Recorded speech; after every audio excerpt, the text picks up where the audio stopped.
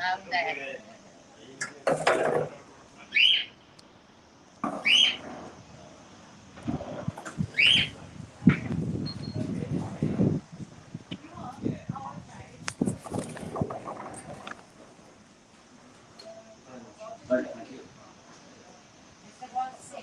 can hopefully be a force for good for those suffering from this devastating illness, and if you are affected by any of the issues raised by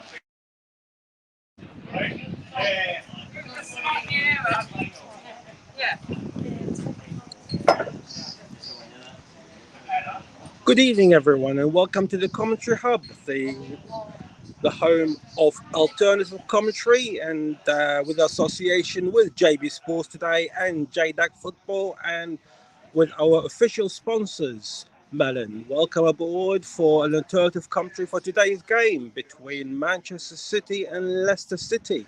The first trophy on the line today, which is going to be the Charity Shield. It's the first official game of the season. Your host, John Kane, will be joining me later on, JB, for the match commentary throughout the two halves and even possibility of going to penalties.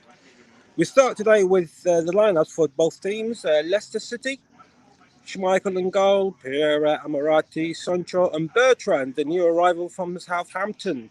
He's on the left back. For in midfield, and DD, Tillemans, Perez, James Maddison and Harvey Barnes, and up front is the usual Jamie Vardy. As for Manchester City, well, of course, there's been quite a lot of talk of Manchester City lately, and Stefan in goal, Cancelo, Diaz, Ake and Mendy in defence. Cole Palmer, the young 19-year-old who spent last season with Man City under 23 and he scored 13 goals. And, of course, Fernandinho and Gundogan in midfield. And up front, Mahrez, Torres and Odozie. And Odozie, 18-year-old, who has spent last season with the under-18 for Manchester City and scoring 2 goals. As far as the subs is concerned, well, there's quite a lot of subs in both teams. Albrighton, Benkovic, Chowdhury, Daka, the new arrival at Leicester City, come from Salzburg, the 23-year-old, who scored 27 goals last season in the Austrian League. Dewsbury Hall, who was on loan at Luton. Iheanacho, of course, the usual name. Samare, who's actually been who's a 22-year-old midfielder who has arrived from Lille. And, of course, Darren Ward. There's been quite a lot of talk lately regarding Manchester City, especially in the last week with Harry Kane, and we could have probably seen Harry Kane playing in the shirts of Manchester City in today's game, or maybe he will move to Tottenham to Manchester City and be ready for first game of the Premier League, and that will be against Tottenham. Or will Harry Kane be and stay at Tottenham? I will speak to JB shortly when he arrives, comes and join us in the studio shortly.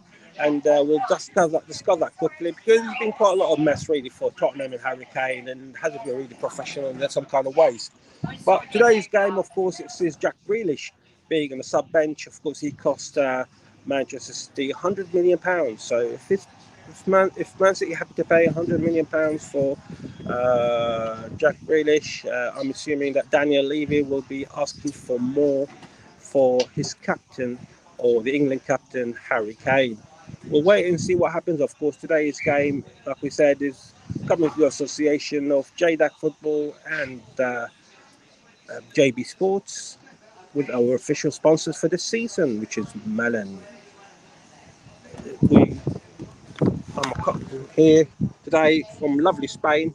It's been hot. It's been about 35, 36 degrees here in Hardy's Bar, just outside Torrevieja in Spain.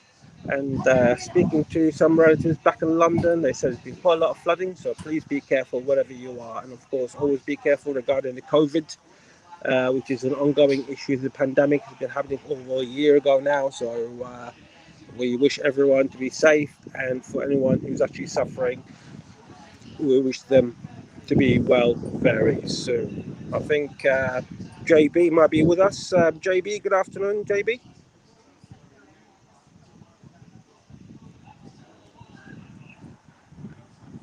No, I don't think he's with us just yet. He will. I thought he might be with us, but we'll hopefully get back with him in a minute or so, just to have a few chat with him regarding the situation at Manchester City and of course Leicester.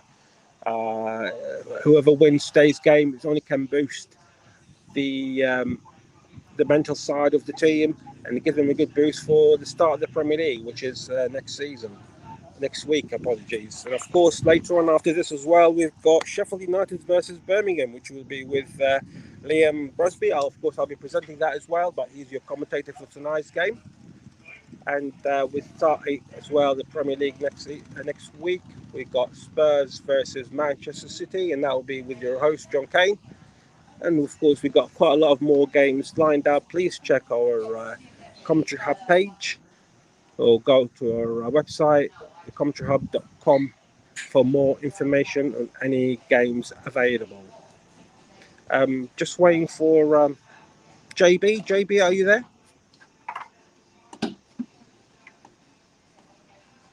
No, he's still not there with us yet.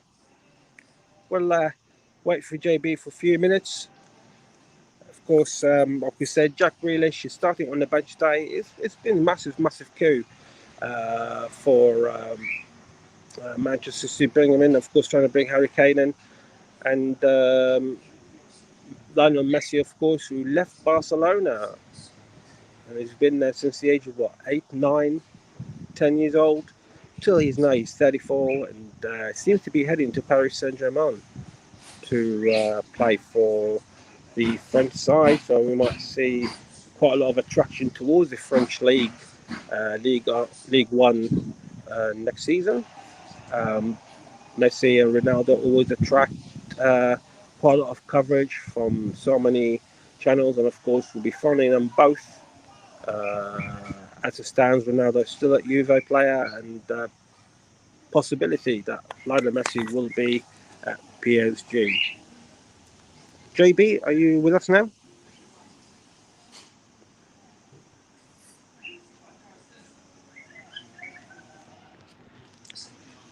No, I don't think he's with us just yet. But we're still, of course, looking forward for today's game. And it will be a big game, both Manchester City and Leicester City. They're both very, very good sides.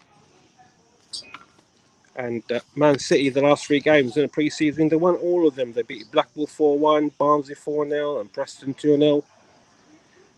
And as for Leicester, they won once in their pre-season. They beat Villarreal 3-2. They drew with QPR 3-all, and they lost to Wycombe and Burton by a goal to 0. JB, are you with us now?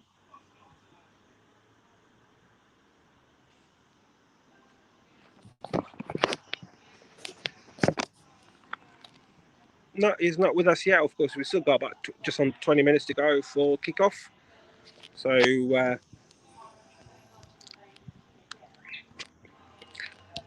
it will be a good game. And of course, JB is a very good commentator. And of course, he's representing JB Sports today.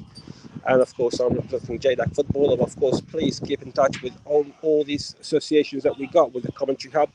We've got quite a few of them. We've got fantastic talent. And of course, if you want to be part of the Commentary Hub, just send us a message to any of our commentators or to the main commentator, Barry Swain, or send a message on the Facebook, Twitter, email, in any way, shape or form, if you would like to be part of the commentary team here at the Commentary Hub. JB, I believe you're with us now. I'm sure he'll be with us in the next few seconds. I do apologise for the delay.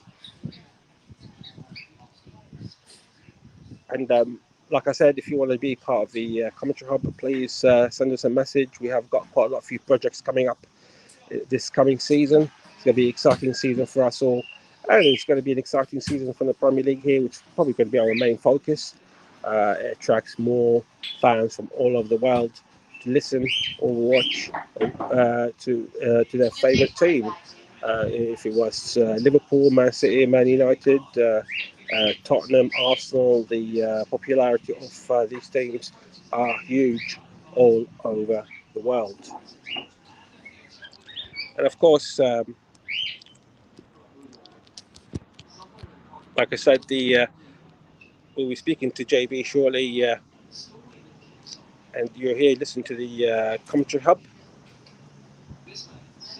And of course, the Commentary Hub will be broadcasting live the games throughout Twitter, Facebook, and of course, we've got our new YouTube channel, which is available now to listen to our matches that we're covering throughout this coming season.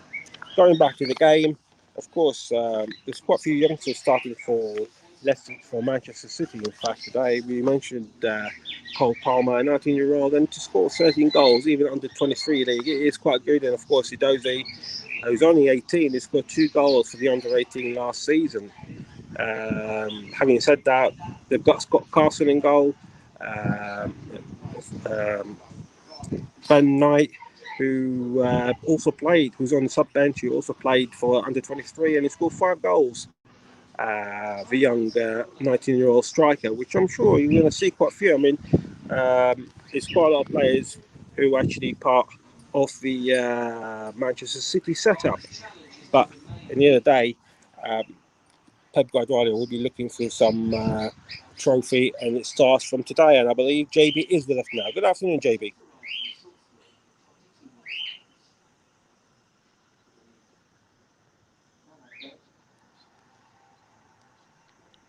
You there? You hear me? Good afternoon, JB. Can you hear me? Yeah, I can hear you. Can you hear me? Yes, I can. Good afternoon, JB. Glad to have you with us today. And I'll tell you what, it's very, very hot and sunny here in Spain where I am. But I'm sure it's going to be a very hot game as well on the football pitch between the two big sides in Leicester and Manchester City. Absolutely. I mean, I've just looked at Manchester City's lineup. They're not starting with Grealish, which is fair enough, fair comment. And in fact, when I chose this game about a week ago, I didn't honestly know that I was going to stumble across this transfer saga involving Jack Grealish. So it's been quite a 48 hours for Manchester City. And from a personal point of view, it's great to be back. I've had a good few weeks off rest, and I've been resting up nicely. But it's great to be back. How have you been? I've been not bad, thank you, JB. Like I said, it's quite sunny here. It's about 35, 36, and I spoke to my sister early on, and to my mum to wish her happy birthday. Apparently, it's been flooding in London, and I did wish everyone to stay safe and well with all this forecast that's coming towards the UK. I would echo that. I'd echo that, John. Absolutely. Of course, I've got a few questions for you, JB, before we start. I mean, fire away. I mean, being a Spurs fan, it's not going to be easy saying it, but it's all part of facts and figures, isn't it, that we've got in front of us. And over the last week, the issue with Harry Kane, of course, we talk about Harry Kane because it's still linked to Manchester City. And the way it's been dealt with, really, from Kane and from Tottenham itself, has been good, hasn't it? Because Kane didn't turn up to training, and then there's no comments for 2-3 days from him as an England captain and vice captain at Spurs behind Hugo Lloris. And there's nothing from Tottenham and nothing from Manchester City either, with the exception that we heard that they offered £100 million and that is being rejected. However, Kane did make his voice heard only yesterday, which is literally less than 24 hours after Messi becoming available. But now, today, it seems like Messi is heading to PSG. So it's not really professional all round from the Tottenham point of view, isn't it? It is, but we don't know what's going on. I think one thing we've got to establish at this point, John, the media do whip this up into a real frenzy now. We don't know what the actual truth is. Football clubs these days don't give unprecedented access and all that type of thing. They might keep it close to their chest. We don't know what's going on behind closed doors. I think that's the first thing we need to make clear. Secondly, if there has been a bidding for Manchester City, I mean, there's a lot of people. Gary Neville said that's not like Harry Kane to go on strike or not refuse to turn up for training. Now, I don't know. We as outsiders of Tottenham Hotspur Football Club don't know what's gone on behind the scenes. For all we know, it could be something or nothing. But on the other hand, it could be that way. But until we know the whole truth, whenever that may be, I don't want to speculate. I don't really want to be drawn into speculations. But what I will say is that if Harry Kane, if he's proven that he hasn't turned up for training, and that does surprise me because there's no. I mean, as you say, England captain and everything else, and he's one of the more professional strikers that we've got in this country at the moment. It would amaze me to the extent that that's not Harry Kane. That's not the sort of thing, unless he is trying to. Well, we don't know, but if he is doing this to push for a move to Manchester City, then I mean, no one wants to stand in the way. I mean, you look at contrast to Jack Grealish. Jack Grealish got on with the football, didn't he? He didn't say anything. You know, his club did all the talking for him, and you know there was the difference is really though, as regards Grealish as compared to Kane, that Villa did put £100 million clause which City met. You know, if he is unhappy, why keep an unhappy player? But as I say, John, we can't be too certain, can we? We can't. We don't know what's going on behind the scenes. No, absolutely. I mean, unfortunately, when that sort of things happen, it does leave quite a lot of speculations with the fans, doesn't it? And it's not easy on the fans from any side, really, when you hear about your star player not turning up to the ground. And of course, the rumours comes out, good or bad rumours. And especially, it's only days after that, Heung-min Son signed an extension, hasn't he, signed a new contract with Spurs. And it does leave Spurs fans a bit puzzled. And most of the Spurs fans I spoke to, they've all been very sort of puzzled and amazed rather than actually being cruel into Harry Kane. There's a few, of course. But in general terms, there have been like support for Harry Kane. It's like this is not him. He doesn't. It's from what we've seen with him, Spurs and in England over the last 10 years or so. This is not his attitude. This is not the way of going on things about it. And like you said, JB, I mean, in the day, the truth will come out eventually in the next couple of days, and that will put things to bed, wouldn't it?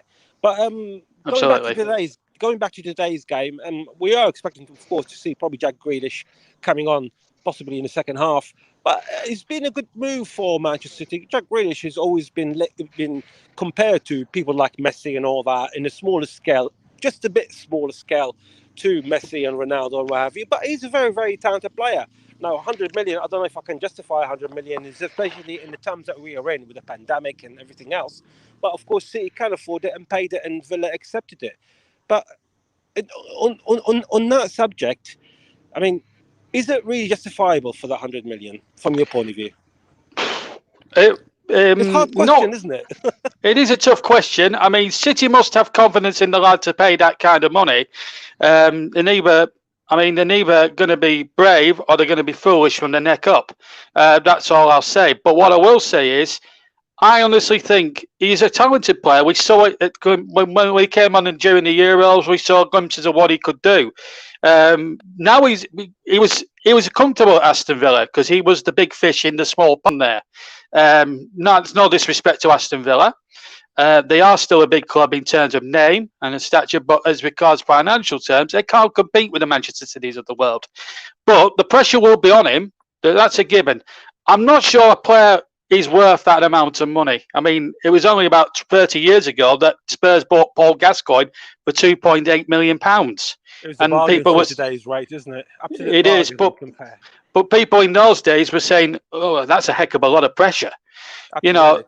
You know. So 100 million. I think fair play. Villa have got a good price for him. They'll be able to now dip into the market and do what Leicester have been doing and just replace him the best they can. But the pressure, people are saying to me, most City fans are saying to me, "Oh, we've got the league sewn up and that." I'm not so sure because the pressure's going to be on Pep more than ever before, and if the truth comes out that he does go to Man City, Harry Kane, the pressure will be on Pep immensely as it's never been before. And I think, we look at the City team. There's a lot of young lads in there like Palmer and Eze and one or two others, but I look at Manchester City and I think they might. I don't know if they'll win the league because I know they're spending big money, but when you spend big money, John. This is what the average Joe in the street doesn't get. You can spend all the money you want, and you can get the players in you want, but if it doesn't fit into the style of play or he doesn't fit into the club's ethos, then you're going nowhere. So I think actually the pressure will be more on Manchester City than the challenges, than your Man United and your Liverpools. That's why I backed Liverpool to win the league this season and our predictions thing. Of course, we'll hear more about that on the podcast on Thursday, but I think I think that the pressure will be on Manchester City. I mean, Grealish is a good, talented player, but how he will do in a star-studded Manchester City side, that remains to be seen. But the fee is, I think, far too much to pay. No, absolutely. I agree with you on that.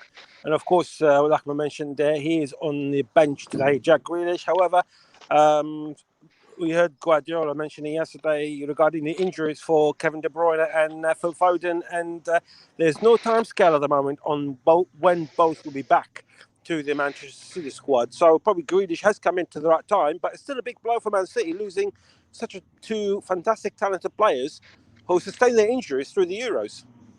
Yeah, well, we know about the De Bruyne one, of course. I mean, that looked an horrendous injury when you looked at it during the match. It was against Italy, I believe. And it was an horrendous injury. It was a poor injury. So I think it'll be a good couple of months before he can even get back training again. I think, to be honest with you, I think they'll get Foden back a bit more quicker. I think that's probably a given, but it is a bit of a blow. I mean, that's why they've got a threadbare squad at the moment. And I think, yeah, I mean, it's come at the right time, Grealish is signing. But then again, when them two come back, where's Grealish going to fit into the system? And I think that's what we've got to look at. The pressure's on City because they won the league by some 12 points last season. There's no doubt about it. But today, I mean, there's nothing really on this game, really, other than winning the Shield, you know. But I think this is an opportunity. Brendan Rodgers will look at that 4-3-3 today, and he'll think, he'll be licking his lips there, because I think they could give City a game and possibly win this game after 90 minutes.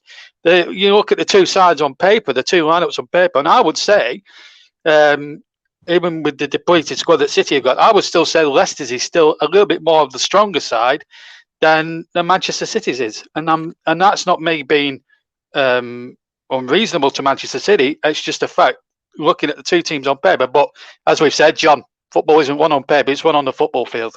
Absolutely, I completely agree with you on that. And as you mentioned, Leicester, we will talk about the Leicester squad and the Leicester formation today. I mean, Leicester, they had Ryan Bertrand coming into their squad, coming from Southampton, which is the second Southampton player to leave this summer after Danny Ings, him going to Aston Villa, which of course I did tip. Of course, we'll talk about it on Thursday on the podcast, like you mentioned.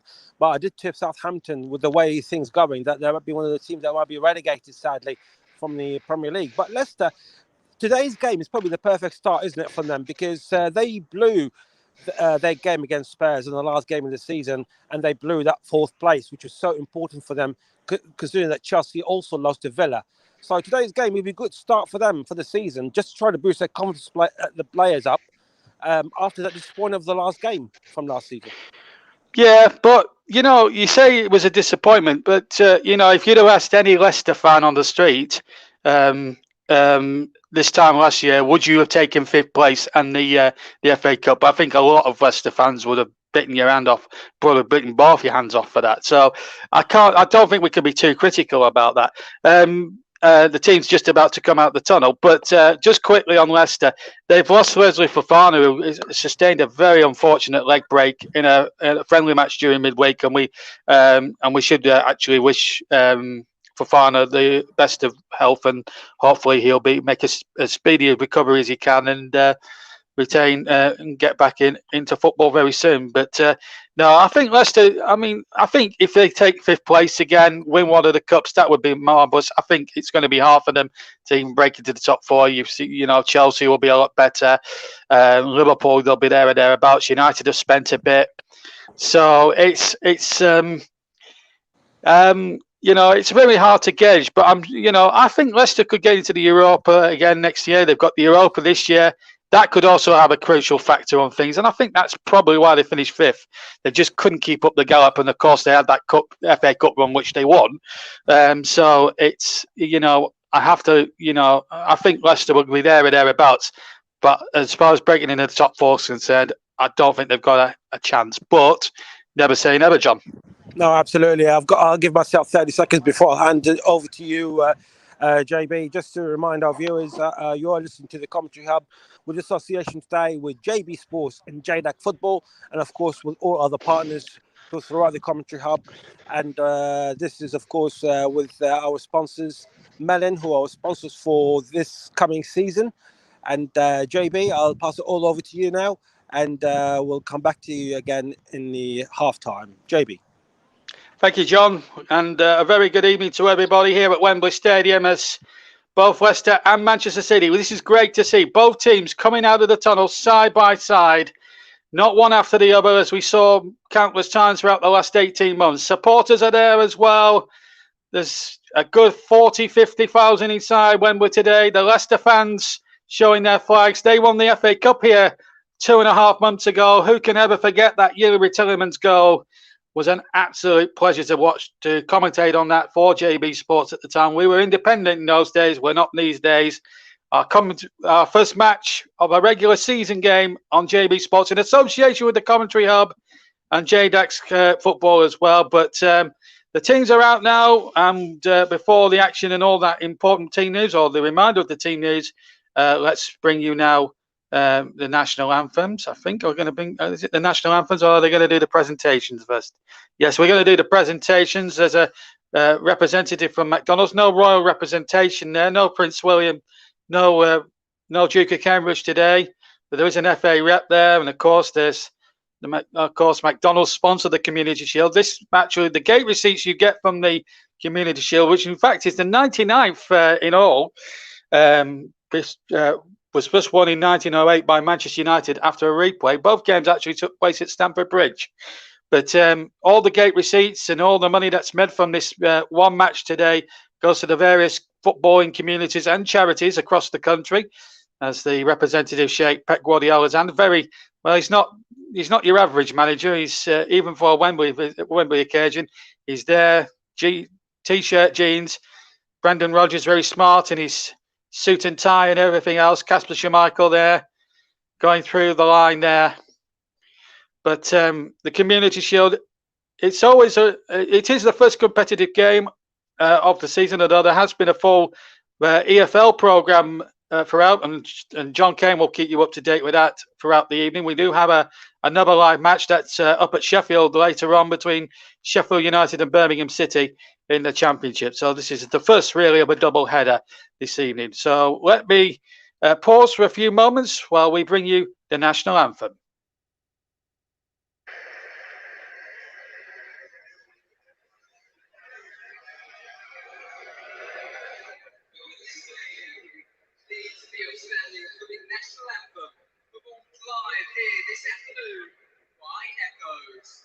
And Echoes is the people that are performing the national anthem.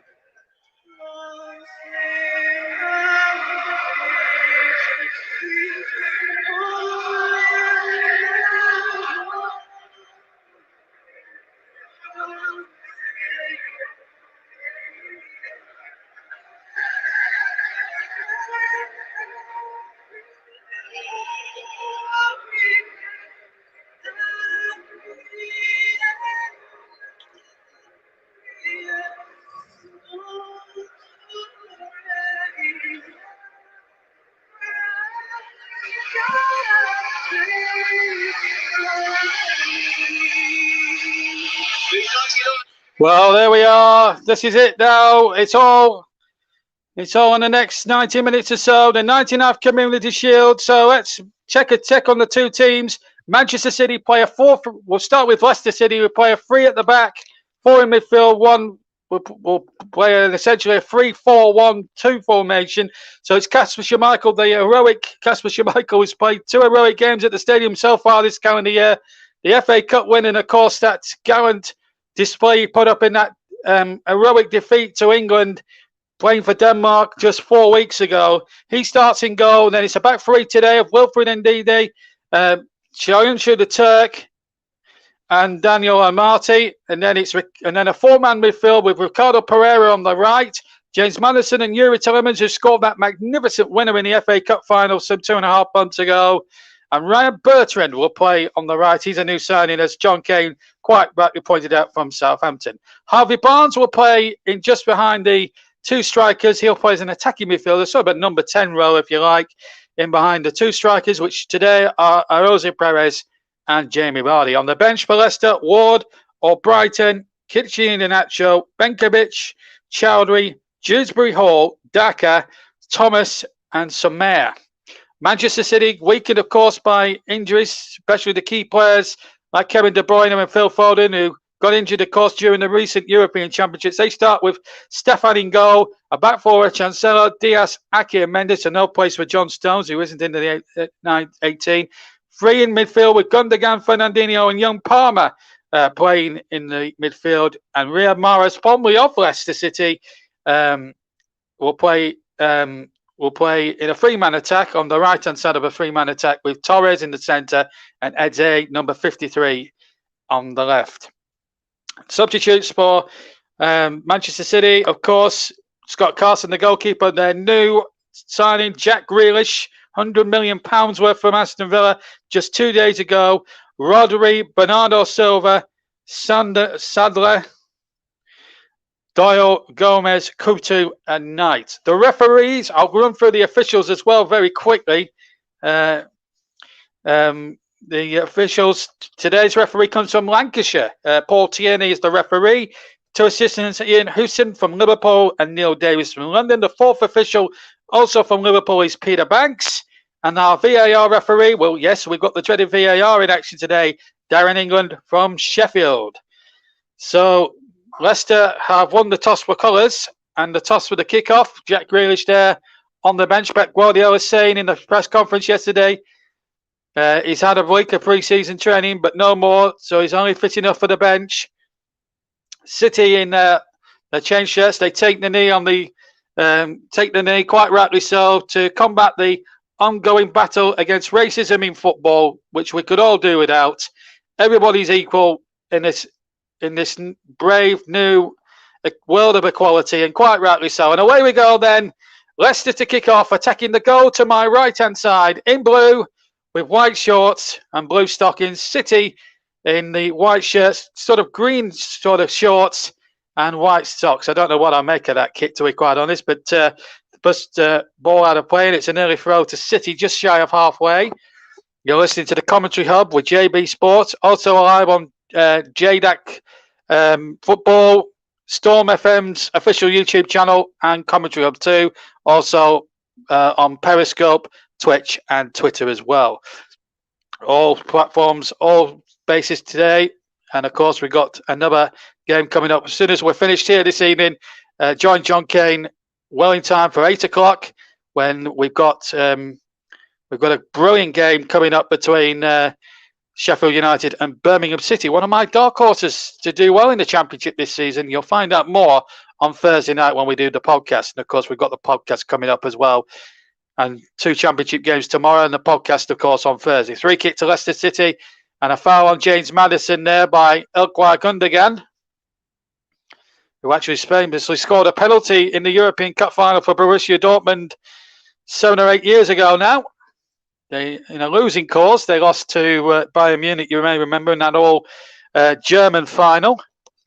And a free kick it is then to Leicester City, rather. FA Cup winners. Second appearance in the last 6 years. They did lose the last time they were here. You have to go back to 2016. They were last year as Premier League champions. And they lost that day 2-1 to Manchester United. 3 kick towards the far side, and it's Bertrand now on the far side. With a chip in there by him towards the penalty area. Knocked away again. Amati picks the ball up, finds Sayumchu. Sayumchu now back to Ndidi, rather. And Ndidi knocks the ball back across, and then Gundogan gets back there. And there's a good defensive job there for Manchester City. 2 minutes gone.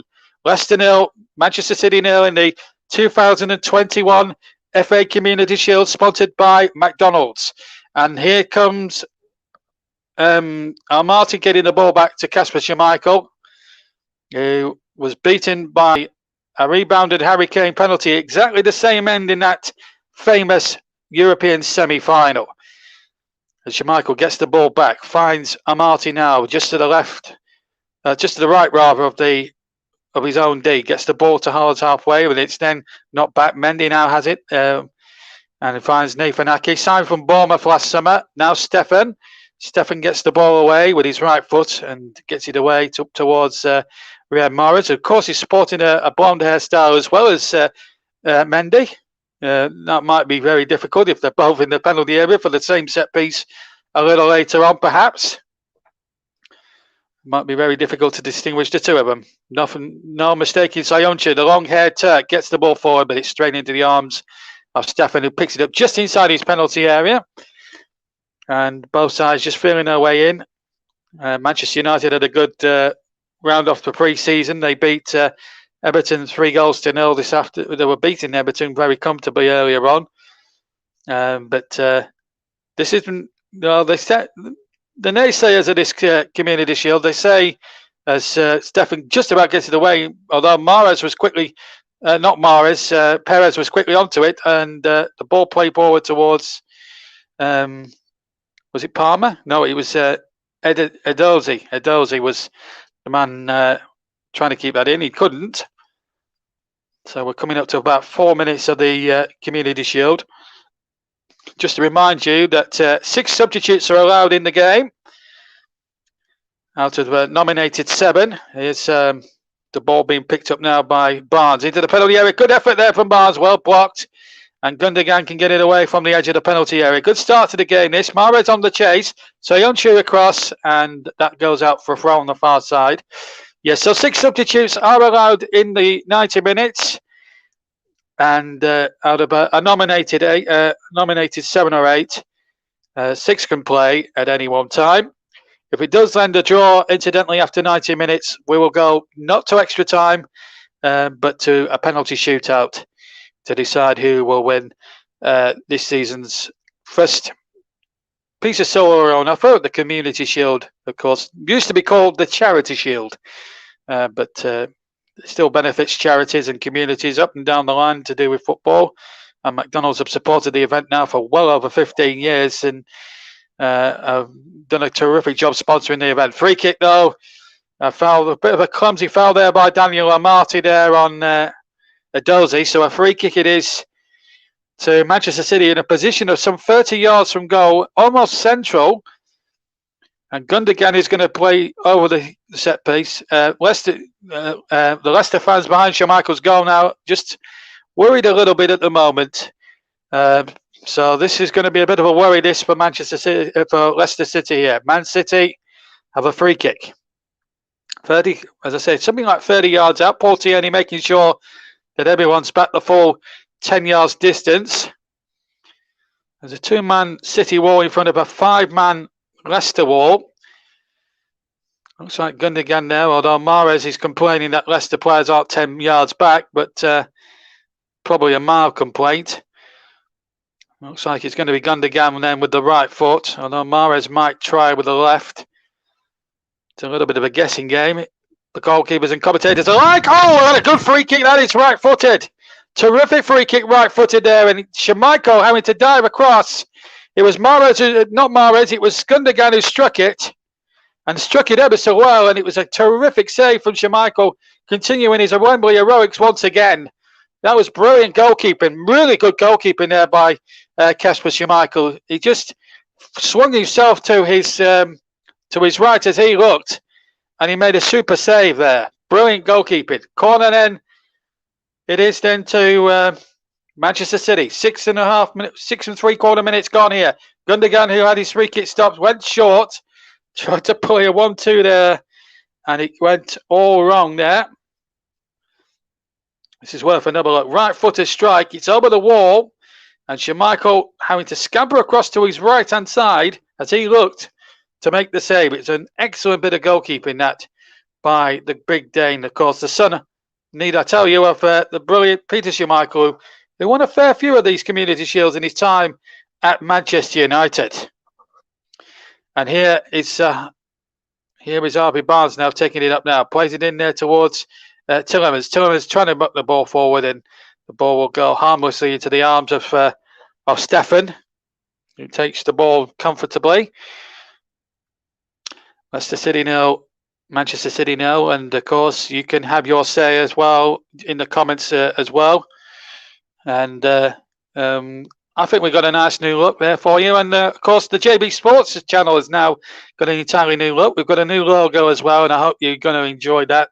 And I feel like the channel now has become a little bit pocket, but I'm not going to make it an advert for my channel, because we're not just here on JB Sports. We're on the Commentary Hub 2, Storm FN Official, Storm FM's official YouTube channel, and of course we're also on JDAC, John Kane's own channel, JDAC Football as well, where he will do some of the commentaries for you in Arabic this season. Really good, and they are really good. I had a listen to the Arabic commentary of the recent Euro final, and I thought it was very, very good.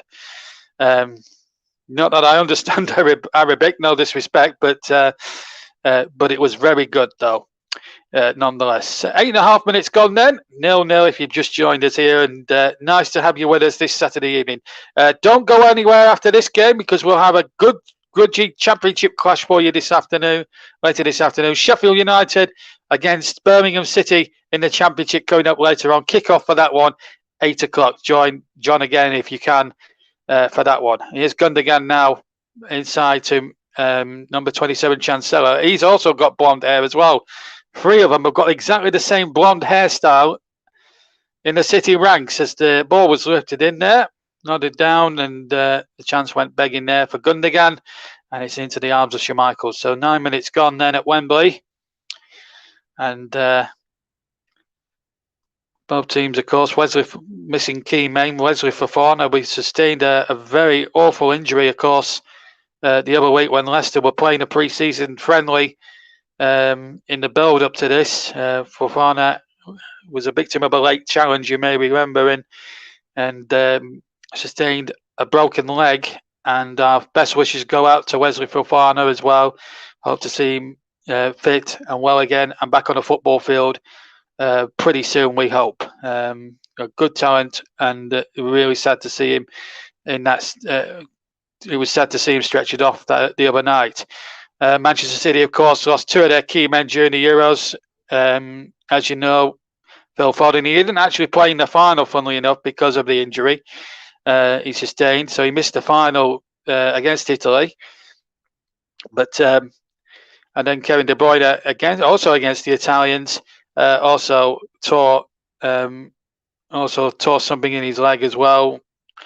I'm not very good with medical stuff, but he's going to be out for some time. Me and John Kane were talking it over as we look at the Leicester City bench. These are some of the players that are either injured or just haven't been able to make it inside. Johnny Evans there, who was actually stretched off quite early on in the final, in the FA Cup final. You may remember back in May, had an heroic first 23 and a bit minutes, and then had to go off. But that's just, it'll be interesting to see. It's a good opportunity, this Community Shield match, to try out 1 or 2 new ideas and 1 or 2 new things, I suppose. Like, for example, new formations. City, you can guarantee, will be 4-3-3, but this is the first time, I believe, that Leicester have tried this 3 at the back with 4 in midfield and 1 in behind Perez and Vardy. They usually play a 4-3-3 formation normally. Well, certainly when they're at the KP anyway. Here's Madison. Robert Harvey Barnes has it now. Ball played over to Bertrand. Bertrand keeps his feet well. Here's Barnes inside the penalty area. Can't get it out, but it is a Leicester corner. Good work there from Harvey Barnes. Son, of course, of Paul Barnes, the former Burnley and York City striker. Was actually born in Burnley, believe it or not, listeners. But has really come to prominence in Leicester this last 2 or 3 years, and he's a real class act. On his day, he's a brilliant player. Leicester have a corner then, down at the right-hand end, where all the sky blue shirts of Manchester City supporters are. There's something like 20-odd thousand Manchester City fans inside the stadium today. Corner to be taken from the far side then, as it's floated in there towards the area. Indeed, he got up there. Ball comes out again to Bertrand on the far side. Back to Tielemans. Tielemans crossing from the left. It's a dangerous one. Knocked away by the City defenders. And then Maddison tried to volley it before Gundogan got a foot in. And the ball now back with Pereira. Finds Tielemans. Still on halfway. Leicester have still got plenty of blue shirts forward at the moment, but they're going back to Kasper Schmeichel. 12.5 minutes gone. It's Leicester City 0, Manchester City 0. If you've just joined us here on the Commentary Hub 2, JB Sports, JDAX Football, and Storm FM YouTube channel, as the ball fended in there towards Vardy. I was saying in an interview the other day, he was asked, how old are you? He said he's 34. How old do you feel? He said 23. So that just shows the vitality of the lad, Vardy. He's come through the ranks. He's come up the hard way, of course.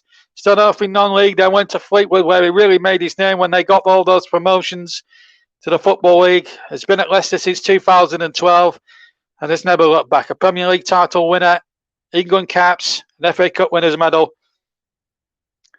And after nearly 10 years at the club, he's had a lot to show for his loyalty and dedication to Leicester City Football Club. Absolutely. And quite rightly will go down in Leicester City folklore as a true Leicester City legend, along the likes of Alan Birchenow and Frank Worthington and Keith Weller, all those players, Steve Walsh, Emil Heskey, people like that. He'll go down in that sort of company. He's an absolute star. He had a chance a few years ago to move for Arsenal, but he just didn't think the move was right for him and wisely stayed with Leicester. And you have to say he has really reaped the benefits and the rewards for that. And that is a testament to him. As Manchester City try to attack again, but the ball is now back with Soyuncu and is also back with Kasper Schmeichel. And plenty of live football coming up in the next 10 days. We start with the Premier League next week. We've got a live match on Friday night between Brentford and Arsenal. What a London derby that promises to be. Mike Arneman's going to be your man in the box for that one on Friday night. And, of course, we'll have hopefully Justin Hoyt with us as well. And it will be fantastic to see as well. So, yeah, Mike will be making his seasonal debut commentating on Arsenal. And, of course, we'll have a new guy. We'll have a few new voices. We've got Man City, we've got Man United, Leeds, Norwich, Liverpool, amongst others, coming up for you next week as well. So, plenty of good football to look forward to. And, of course, our podcast, of course, join us at 8 o'clock. And along all the Commentary Hub participating official broadcasters this season. Here's a dozy to the cross comes in, and that was Mendy's cross, and it had to be hooked over practically on the goal line inside the 6-yard box by the Turkish international Soyuncu. But good play there by Edozie. Good crossing from the left-hand side, and there was one or two players waiting in the centre for City, and Soyuncu had to be cautious about that. We've had 15 and a half minutes gone. We've just had over a quarter of an hour here of this 19th Community Shield. Plus won by Manchester United back in 1908. They beat Queen's Park Rangers, would you believe? Anyway, here comes Gundogan with the corner into the penalty area, or outside the penalty area. Cancelo trying the shot right-footed, and it sails over the bar. In fact, it was Mahrez, rather. I'm getting confused with all these hairstyles. That's what it is. But it's the first actual meeting between these two sides, as we just see I'm just seeing a replay here. Mahrez just a little bit heavy with his touch, and then his finish was a little bit, shall we say, sliced, to use a golf analogy, golfing terminology. But the last time these two sides met in a non-league a game outside the league, you have to go back to the 1969 FA Cup final, and Neil Young scoring the winning goal for Manchester City. Then managed, of course, by the brilliant Joe Mercer, and assisted brilliantly by the charismatic late great Malcolm Allison, one of the game's great characters. And of course, Leicester, that was the last time before this season they'd reached the FA Cup final, of course. But we all know what happened in May. One of the most remarkable performances. Possession, Leicester have had the better of it, 58%. Manchester City have had just 42%. But I would have expected that, looking at the strength of both team sheets before then. There was a player gone down. Referee Tierney went in the game flow, trying to give an advantage. City have a chance here with Vardy. Vardy shoots, and it's turned away behind the left-hand post, behind for a corner by Stefan. It was a terrific effort. It was sort of a snapshot. It was Perez who put him in there. Vardy, first touch was a little bit heavy. It may have just been going in wide of the goal there. Let's just see. We've got a camera inside the goal. Yeah, it was just going wide, but Stefan couldn't be certain and did really well. It was a high foot there by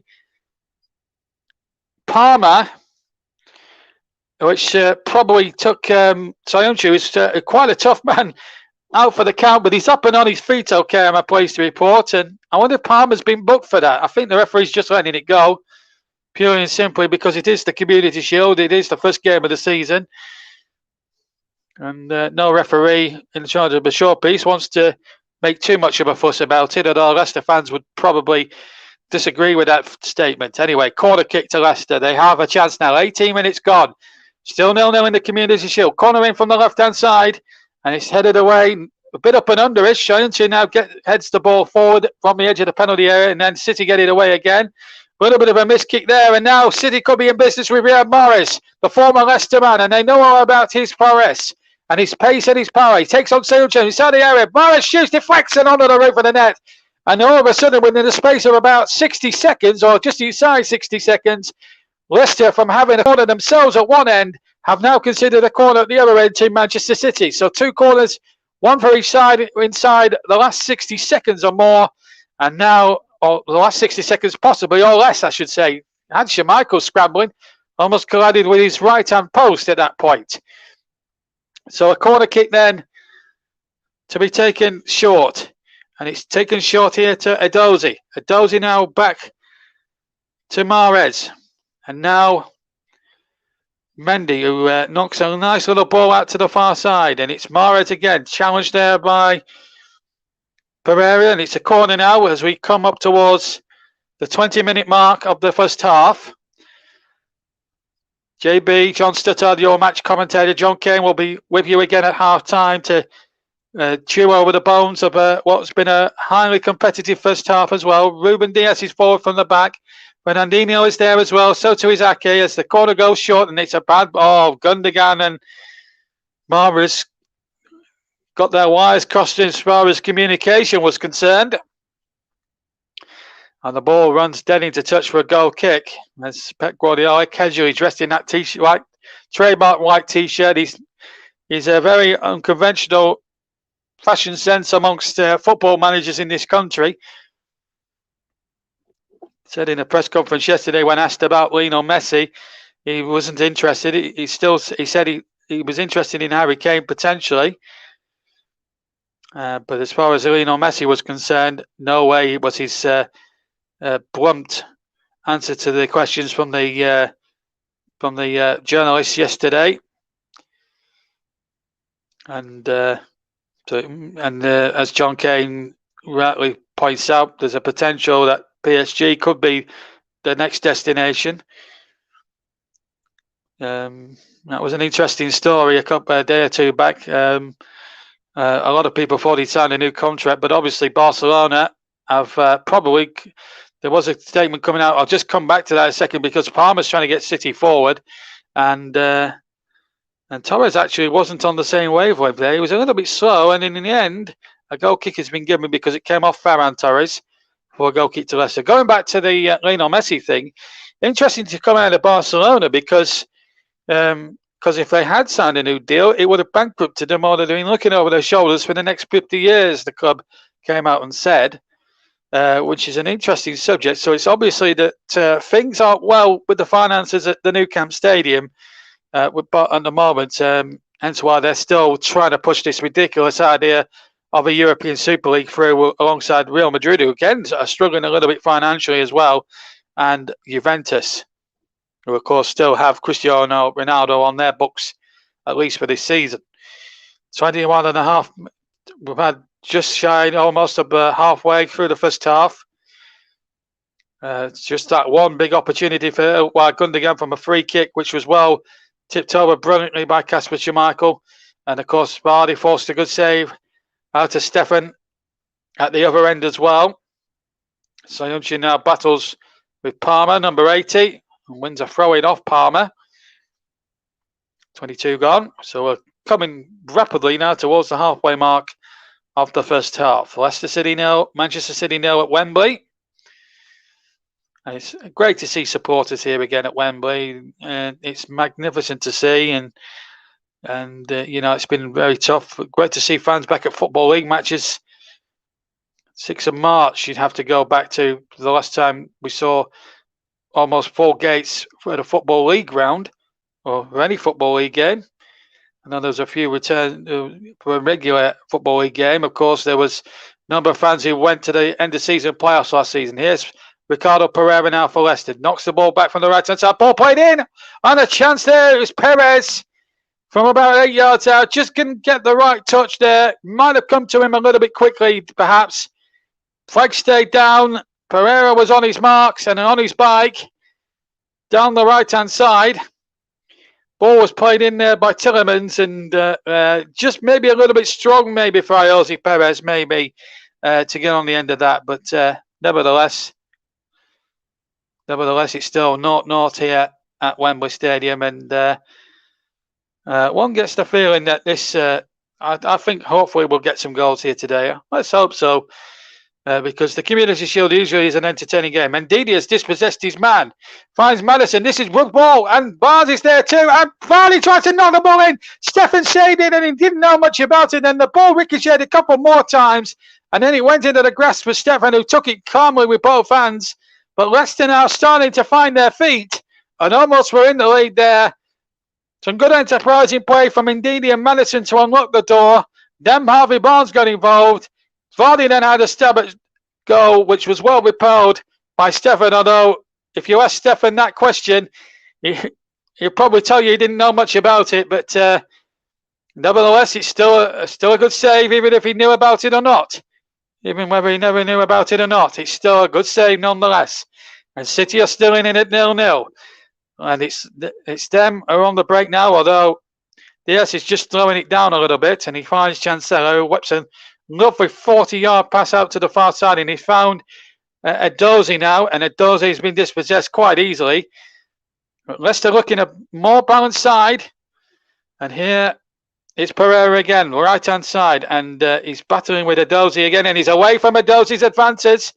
And Pereira plays it inside, though, to Tillemans, now to James Madison, and now Bertrand starts a break on the right-hand side. The new man from Southampton plays it back inside, and it's again Ndidi to Madison. Back to Ndidi. Now he has to go back to Soyuncu.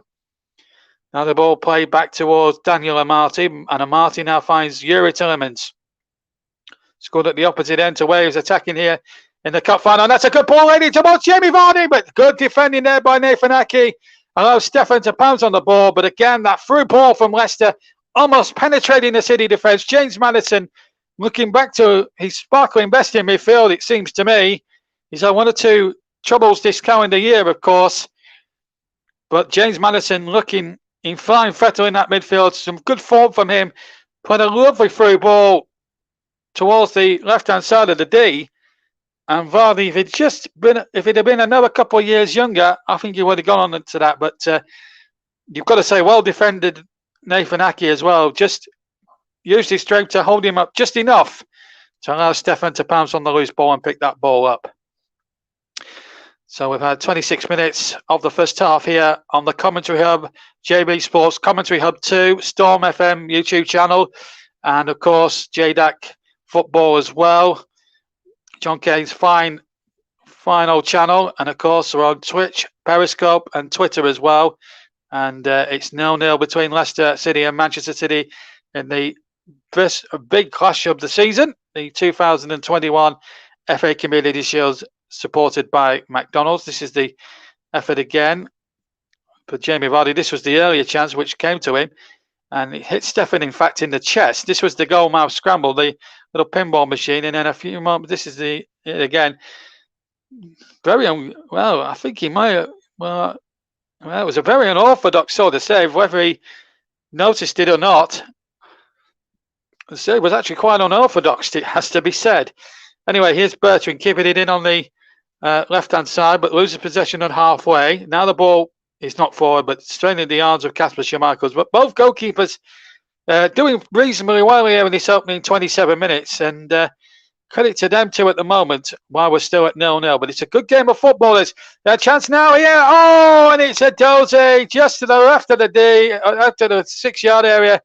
He went to hit it first time with his left foot and absolutely sliced it into the Leicester City fans for a goal kick to Leicester. But Leicester's just showing their vulnerability with that back three again. This time, really, a more seasoned striker for Sergio Aguero would have been in the side, or David Silva perhaps. It may have been a better type of finish. He's a young kid, Edozie. I think we've got to give him the benefit of the doubt of that. Of course, the excitement of playing at Wembley for the first time might have had a bearing on that. And sometimes when you're playing at Wembley, you get the excitement. Meanwhile, whilst I'm talking to you, there's been a foul there by Chancelo on Harvey Barnes, number 7. A little bit of a push going on there. So a referee really has to have eyes really in the back of his head. So far, it's got to be said that Paul Tierney has had a good match so far. He's looked very, very good. He's given the game every conceivable opportunity to flow. And that, to his credit, has got to be a good thing there. So, plenty happening here in this opening stages of the first half. And here's Aki now, just dawdling a little bit there on the edge of the own penalty area, but he got it back to his goalkeeper all right. And a good header won there by Ndidi, and then the ball knocked forward by Tillemans, but he's lost possession that time. And the referee deciding that is a free kick by a foul there on Gundogan by Jose Perez. Both players up and about and smiling with the good human nature that the Community Shield is quite famous for. It's played in with a good. You don't get too many fiery Community Shield games. Usually played in a very good spirit, good humoured spirit. Apart from 1974 when Giles, Keegan and Bremner had their bit of a dust up at the end, which led to Bremner and Keegan being sent off and throwing their shirts down in disgrace, as the great Barry Davis once said. Hopefully we won't get any incidents like that here this afternoon at Wembley Stadium. It's a good game, not ill-tempered by any means. Good attitude from the players. Here's a Dozy now going down the left-hand side. Has to go back to Mendy. Mendy now in field. And ball has been lost there by Fernandinho, the more experienced, who's been at the club now for some 7 or 8 years himself. So he's a bit of a veteran these days. Here's James Maddison now for Leicester City, and he was surely tripped, but referee telling him to get up. Leicester in possession now. So they've got the ball. So referee Tierney just saying, come on, let's just carry on and play some football. Half an hour gone. It's Leicester City 0, Manchester City 0 in the Community Shield. Ball back with Schmeichel, just slowing the pace a bit down, but it's been I'll tell you what, for a 0-0, this has actually been quite a good watch. Plenty of chances, plenty of frills and spills. And both goalkeepers showing remarkably good form. More from Stefan than Schmeichel, but the one save that Schmeichel had to make was a cracker from a free kick. Taken a right-footed free kick from outside, 30 yards outside from goal, struck by Ilkay Gundogan. One ball not forward, looking to the run of Perez, but the ball's going to run out of dead on the near side, and it'll be a throw-in to Manchester City. And Mendy gets on with it very quickly, finds Ake, who now finds Ruben Dias. Dias now just checking, seeing what's on. He's now slowed down to practically strolling pace. Same here with Nathan Ake, the signing from Bournemouth. A lot of eyebrows were raised last season when they got him for the money they could pay for him, something like £25 million from Bournemouth. A lot of eyebrows were raised. He'd come from a relegated side. Hasn't really had too much of an opportunity to prove his worth, but he'll get an opportunity today to prove his worth to the City fans as Barnes runs into traffic midway inside the City half. Now Leicester get it back, and here's Barnes now. It's a real opportunity to see what he can do. Here's Vardy now, back to Barnes, and he almost got through to Barnes, and in the end, Ake had to hook it out for a corner. But Leicester really taking the fight. The FA Cup winners taking the fight to the league champions. This is good to see, and actually in the last few years, the FA Cup winners tend to get the upper hand in these games. So I wouldn't be too surprised if Leicester actually went on and won this game today. If previous recent history is anything to go by in these occasions, obviously it doesn't give you a massive indicator what's going to happen in the next 9 months of both teams' seasons, but you think that Leicester will be there or thereabouts trying to challenge give an outside challenge for the Champions League spot, maybe win one of the cups, or have a go, maybe a better go at winning the Europa League. And Manchester City trying to retain their league crown and win the European Cup, which they lost, of course, to Chelsea at the back end of May. Here's Mendy now knocking the ball forward over towards the far side, header back, and the ball now breaks to Palmer on the far side. Palmer there, and there was a bit of a shove there on Mahrez, I thought, by Tillemans, but referee Tierney otherwise, and it's a throw-in, I think, given there to Leicester. Pep Guardiola wanting more from his side. I think they have been a little bit second best in this first half so far. Certainly Leicester have shaded it for me. 33 gone and still no goals. Of course, keep your comments coming in and we'll try and get through some of them if we can at some point today. But the main moments so far, a free kick saved by Schmeichel from Gundogan earlier on, and Vardy's had a couple of sighters, well saved. In fact, 3 or 4 opportunities Vardy's had, and Stefan has saved each one. But at the moment, no breakthrough, but it's certainly a game that's not been lacking in any goal-mouth activity, and has had plenty of chances in it. Still 0-0. As we now approach the final 12 minutes plus injury time of the first half. Just remind you that 6 substitutes can be used in this match, and the game doesn't go to extra time. If it's a draw after the 90 minutes, we will go straight to a penalty shootout. And then to come tonight, we've got a very good game from the Championship. Sheffield United in action against Birmingham City. Joining the presenter's chair for that one from 7:50 on all the major channels supplied by the Commentary Hub. Commentary Hub 2, JB Sports, JJack Football, of course, and not to mention Storm FM, Twitter, Twitch, and Periscope as well. And of course, the man of the match, I should also tell you, if John hasn't told you already, I certainly will. The man of the match today will be voted for by yours truly, and it's sponsored, of course, again, the second season running by Commentary Services. As the ball crossed in there by Jose Perez, but straight into the arms of Stefan, who takes the ball and bowls it straight out to Gundogan. And Gundogan now running towards the halfway line on the left-hand side. Gundogan just has to check back. Looks for Fernandinho just outside the centre circle to the left of it. Now goes back to Gundogan. But City now just slowing the pace down, slowing the tempo down the way they want to play it at the moment. And here is Riyad Mahrez, the pacey winger who came to prominence for Leicester City. Bought him for peanuts and sold him for quite a fortune. And haven't looked back since. Mike's on saying hello. Hiya, Mike. Nice to have you with us.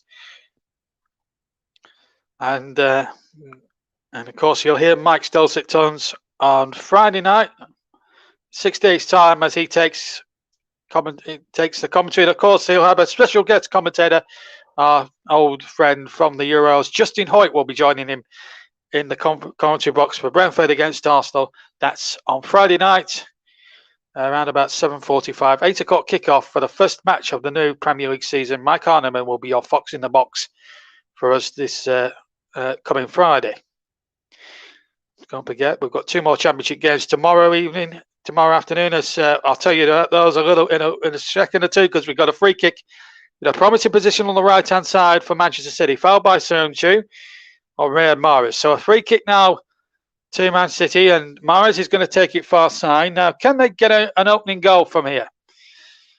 Well, inside the last 8.5 minutes of the first half, are we going to see a late flurry of activity, and are we going to see an opening goal in this Community Shield game? Looks like he's going to be left to Gundogan to float it in there. Fernandinho's forward. Ruben Diaz is up from the back. So too is Ake. Edozi's on the far post. Gundogan from the right-hand side then. The far side as we look to take the free kick. And he hits it into the penalty area. Looking for Edozi with a header back in. Wasn't a particularly well-flighted header. It's got to be said it was a bit wayward. And it's come out as far as Mendy on the halfway line. Mendy hits the ball forward towards the Leicester box. Headed behind for a throw into Manchester City. Just 5 yards short of the near corner quadrant. Still 0-0 if you've just joined us here as well. And looks like Stevenage have won today, so he's quite happy with life, Mike Arneman.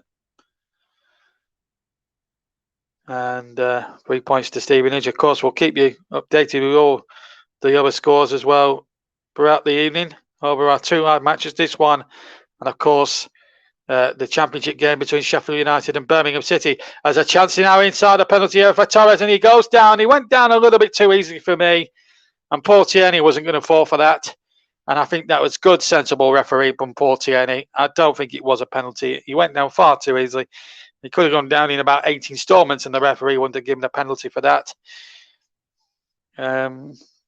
You think in the Community Shield game, have a good run there. I thought he was going to get past 1 or 2 defenders, and he did go down, but Paul Tierney knew exactly what he was doing. And the ball spread through. Can't find Edozie, and it's out for a throw-in.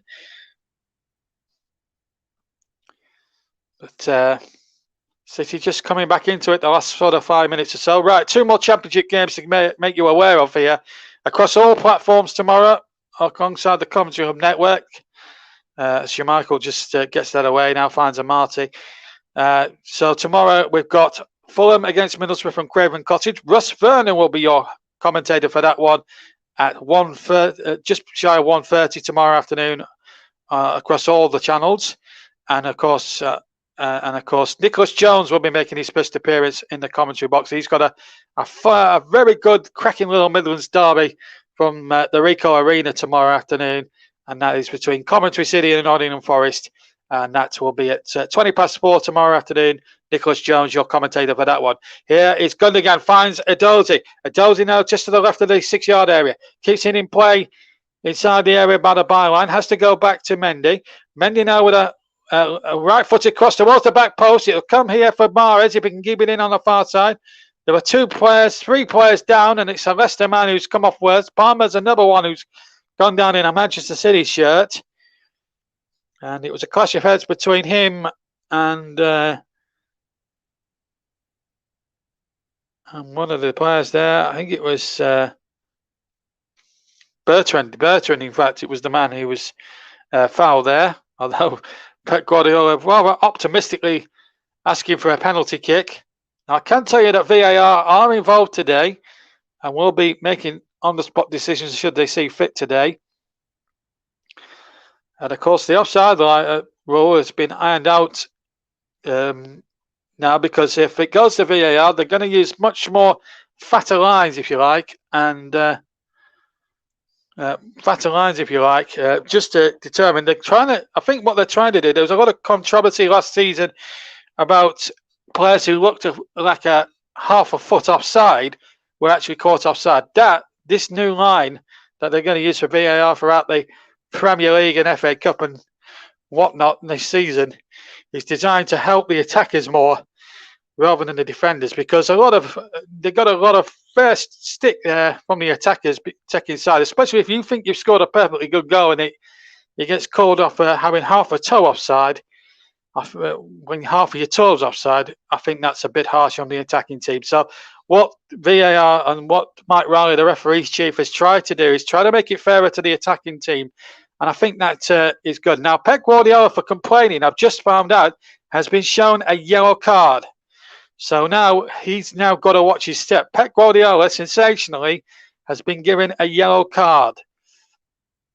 Now, whilst I was blabbing on about the new offside law for VAR, it's all very complicated, but there was nothing wrong with the old offside rule of many years ago, but I'm just an old dinosaur, really. Here's Nathan Ake now to Ruben Dias. Dias midway inside his own half. Good first half, entertaining first half. I'll be happy for something to drink at half time. Get my throat ready for the second half. John Kane will run you through the comments that have come in throughout the first half, and of course he'll run you through all the scores that has been happening across the country today. Championship League and Leagues 1 and 2 are underway in the Football League as Mahrez has a run of about 20 yards, then just shoots.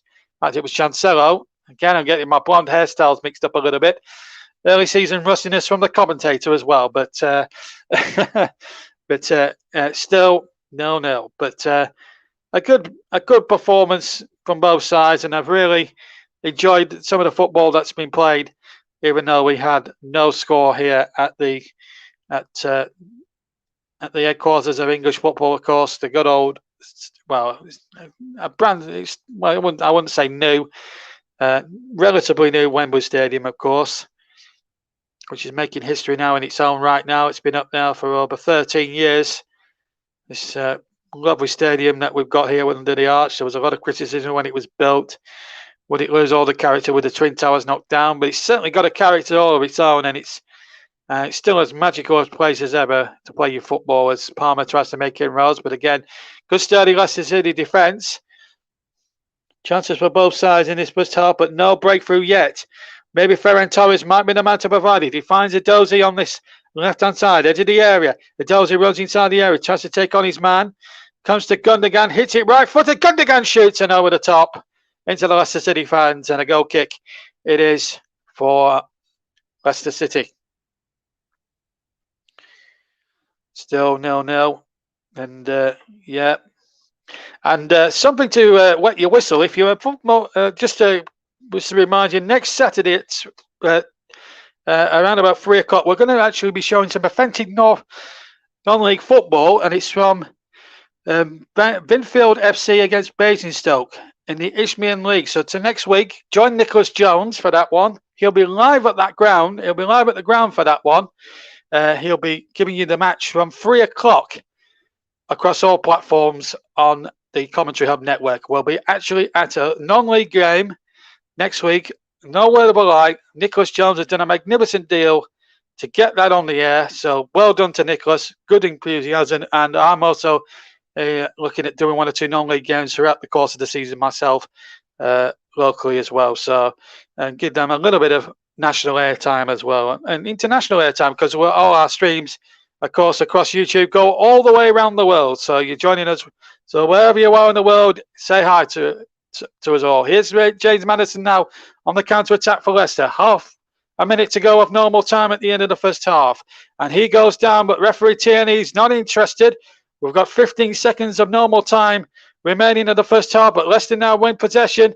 And here goes Bertrand towards the edge of the area. Finds Maddison. Maddison out to Barnes. Barnes has crossed and Vardy through. Vardy shoots and he's saved onto the post by Stefan. How has that not gone in? How has that not gone in? 5 chances that Jamie Vardy has had. And Stefan has thwarted him every single time. Unbelievable. Brilliant save. And again, Stefan going the wrong way. But Leicester on the attack here with Barnes. Frantic end to this first half here. Barnes still has it on the left-hand side. We're inside the 1 minute of stoppage time, which we had 20 seconds of. Late Leicester pressure. Header won inside the penalty area by Leicester. Pereira winning that header, but it came to nothing in the end. Jamie Vardy has been so unfortunate on 5 separate occasions throughout this first half. And you wouldn't have believed it, could you? I thought that had gone in there, but Stefan has somehow got some part of his anatomy going the wrong way to the ball, and he's sort of diverted it onto the left-hand upright. Here's to Maddison, miscontrols it as he tries to get possession. 6 seconds of stoppage time to go, and Paul Tierney now will be checking his watch frantically. Allow this City attack. Gundogan now finds Edozie. This will be the last attack, and it comes to nothing. And surely the referee brings an end, and good close control as well. So there goes the half-time whistle. No goals, but plenty of excitement. And Vardy, who's had 4 separate occasions where he's been thwarted here. This is a replay of, I'm just looking at a replay. It was well won here, and Bertrand had made a terrific run. Then Maddison laying the ball in. Barnes has crossed. Vardy shoots left-footed, and Stefan, as I see it from another angle, it's behind Vardy. It's going in, and he's going the wrong way. He's got his right hand to it. And it's come off the inside of the post and bounced away. So that's how it happened. Stefan has been the busier goalkeeper of the two. Earlier, Schmeichel had to save well from a free kick, right-footed free kick from Ilkay Gundogan. But as we hand back to John Kane in the studio, the half-time scoreline in the Community Shield of 2021 is Leicester City 0, Manchester City 0. John. Thank you very much, JB, and welcome back, everyone here. And yes, first time have ended on the Community Shield between Manchester City and Leicester City, and it's still 0-0 between both sides. I'm going to bring on one of our guests, one of the commentators, Mike Harneman. Good afternoon, Mike. Obviously, you're watching the game, and it's been quite equal, to be fair, but the chance is more for Leicester in the first half, isn't it? Yeah, absolutely. Good evening, John. Good evening, JB. Good evening, everyone tuned in as well. And Yeah, I think Leicester have been very, very good in that first half. I think they're very unlucky and unfortunate not to be going in, at least one goal to the good.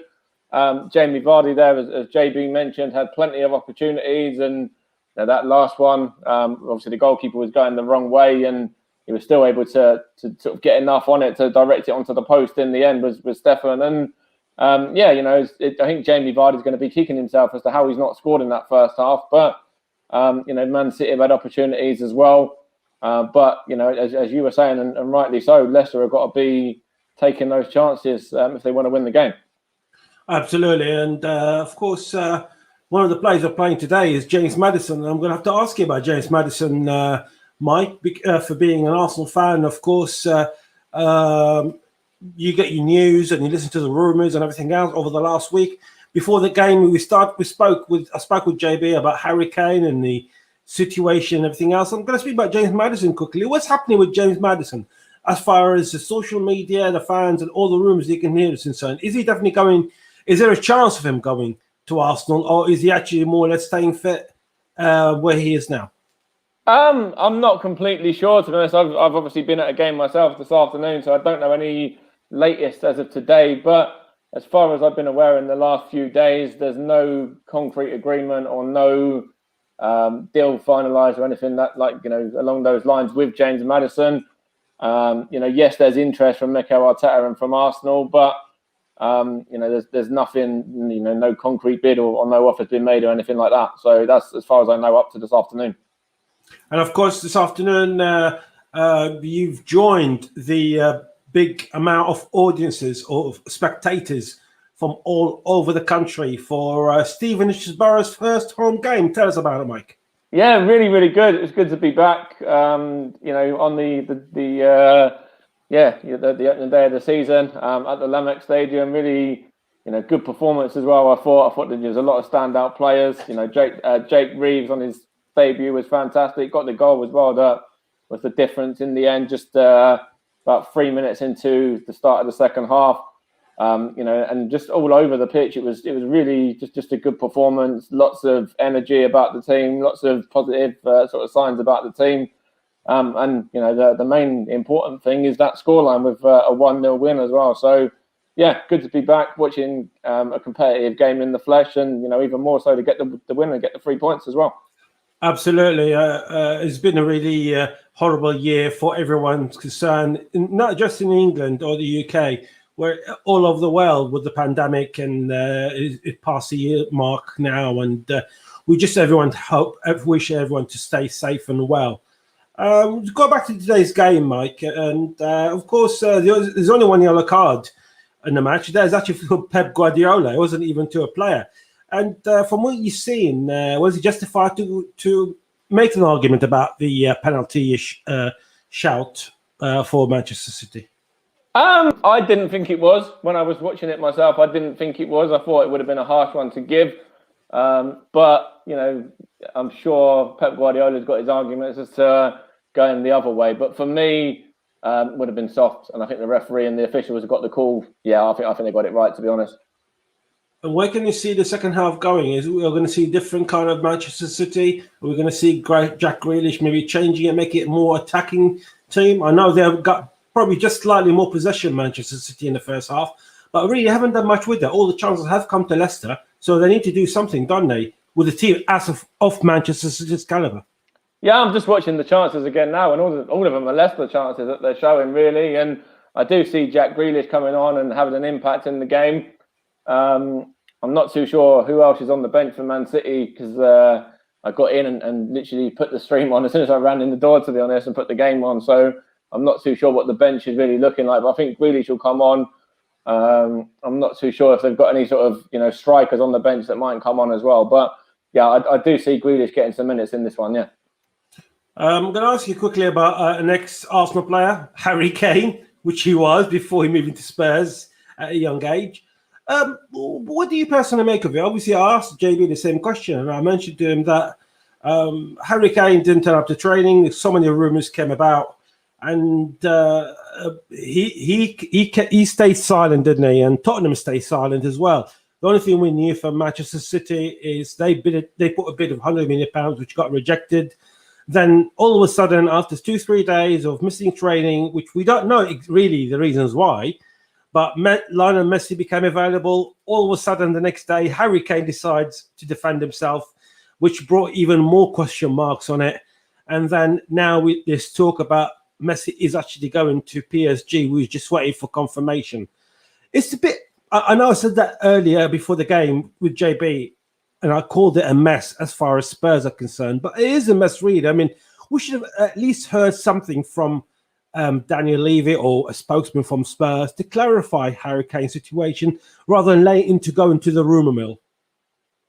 Yeah, 100%. I think, with the rumours from Harry Kane being away, I think originally they said that he missed a couple of days training and he extended a holiday or didn't return in time from when he was sort of supposed to be coming back to training at Spurs. And I don't know whether that's true or, hearsay or whatever it may be. But, it's going to be interesting to see what happens with Harry Kane, of course, in the remaining part of this transfer window, and even to see what happens in the next week, whether he lines up.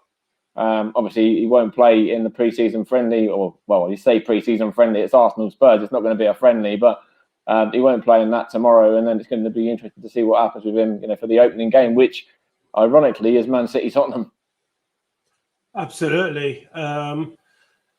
We talk about the big news, and obviously I've just mentioned Messi, and after so many years with Barcelona, he's always been the one-team wonder, one of the best players of all time.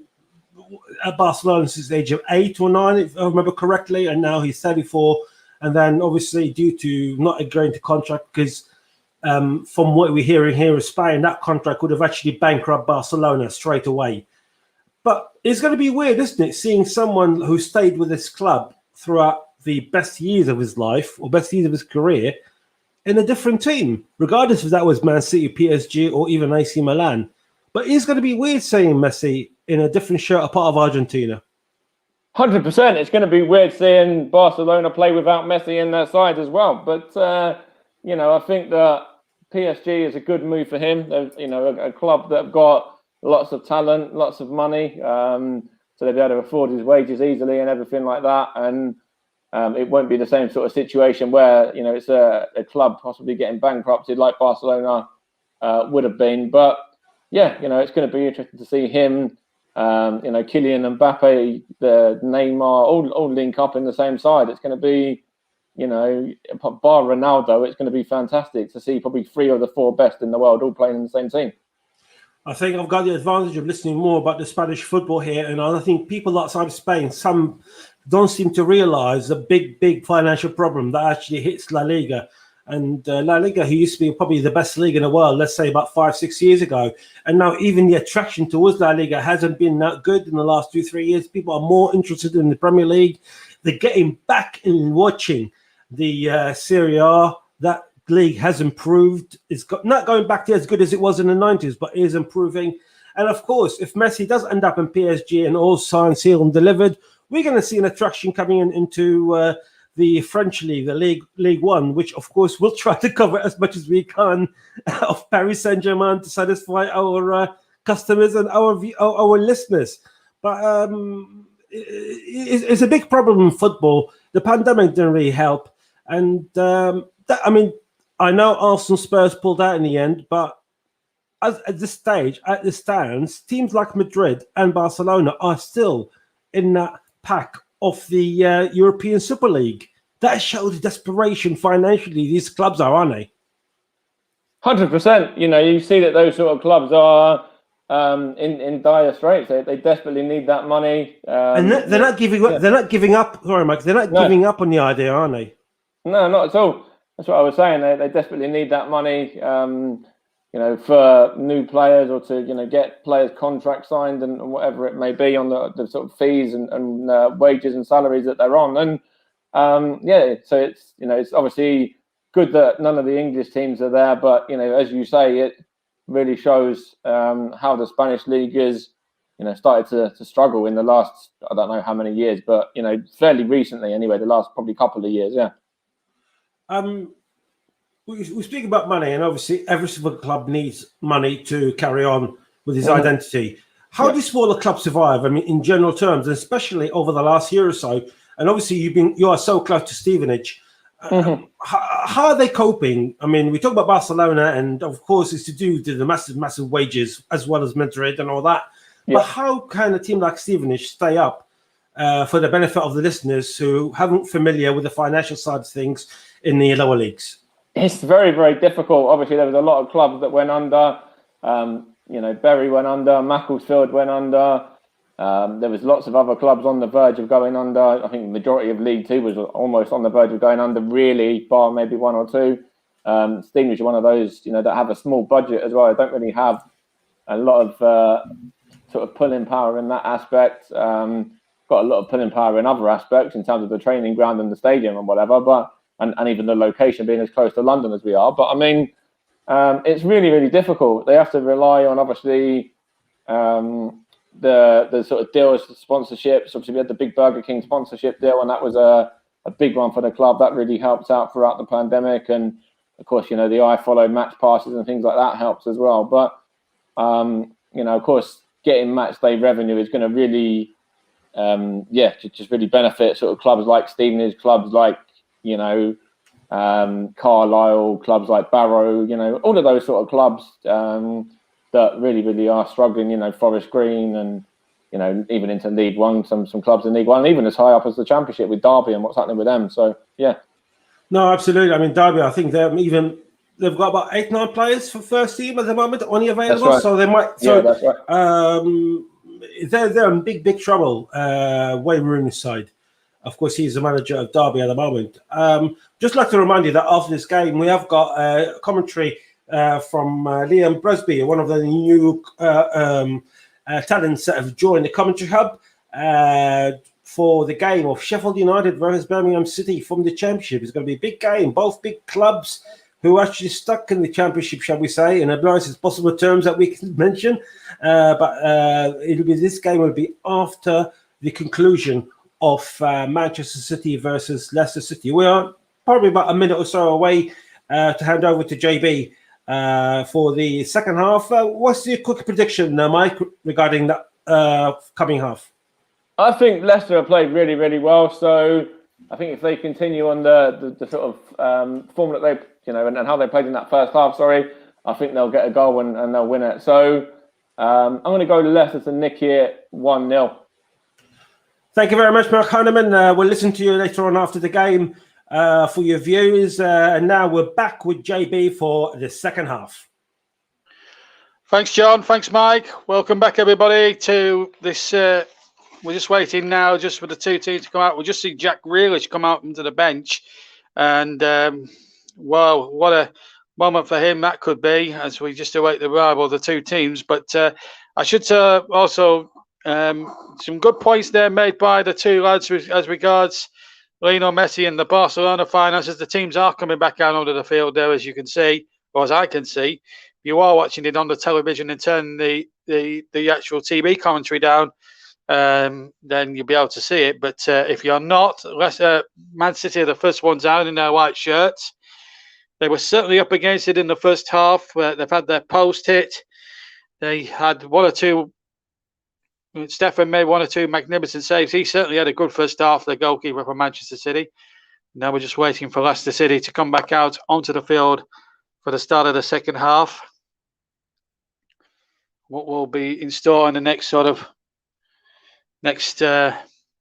few minutes, I'm not quite sure. We're still waiting on Leicester coming out. The officials are just coming out now. We can see Leicester just in the tunnel there. James Maddison just going through one or two other bits and bops, although I think he's probably... Yeah, he's just going through one or two tactical things with the players at the moment. Paul Tierney with a match ball in his grasp. So Leicester now meaning business as they come out for the second half, led of course by their charismatic goalkeeper captain Kasper Schmeichel, taking over the captaincy now full time from the now departed Wes Morgan. Of course, that was a nice way for Wes Morgan to leave last season with a cup winners medal. He got on towards the end. Brendan Rodgers walking out there, having a little bit of a conversation with Paul Tierney. And you've got to say, he has done just as remarkable job as Claudio Ranieri did when he won the Premier League, although no one expected Ranieri at the time to win it. But Brendan Rodgers has taken taking the silverware to new levels for a club like Leicester to win the FA Cup was tremendous. It wasn't an easy ride when they won the cup because they had to play Manchester United in the semis, and they won that. They won that actually quite convincingly as well. So, you know, they had some tough tests along the way to get to Wembley and of course win the cup. So away we go then. The referee getting is underway pretty swiftly. And it's Manchester City now taking the goal to our right, where all their supporters are situated behind Kasper Schmeichel's goal. Leicester attacking the goal to our left in blue shirts, City in the white. Leicester attacking their supporters to the left of myself as Palmer now lets the ball out, finds Mahrez on the left-hand side. Mahrez well tracked there by the defender Bertrand, who coolly gets it back to Schmeichel, who sliced his clearance but got away with it. Here's Tillemans running into traffic. Indeed, he hit in a long ball, but it's too long. And Stefan will get his first touch of the second half with almost 40 seconds of the second half gone. And of course, if it doesn't, just a slight reminder, the Community Shield, we do not require extra time for the Community Shield. If it does end a draw after 90 minutes, folks, we will have a penalty shootout to decide who will win the Community Shield. If it does end a draw 0-0, 1-1, 2-2, whatever, we will go straight to penalties. And as regards the substitution rules for the Shield itself, 6 substitutes can come on and play at any one time during this now second half as the ball is spreading into the penalty area and for a goal kick. It was a cross in there from Edozie and well away from harm's way in the end. It wasn't a particularly good cross. There was nobody gambling inside the 6-yard box in a white shirt for Manchester City, and Schmeichel was quite confident that was going nowhere near the goal.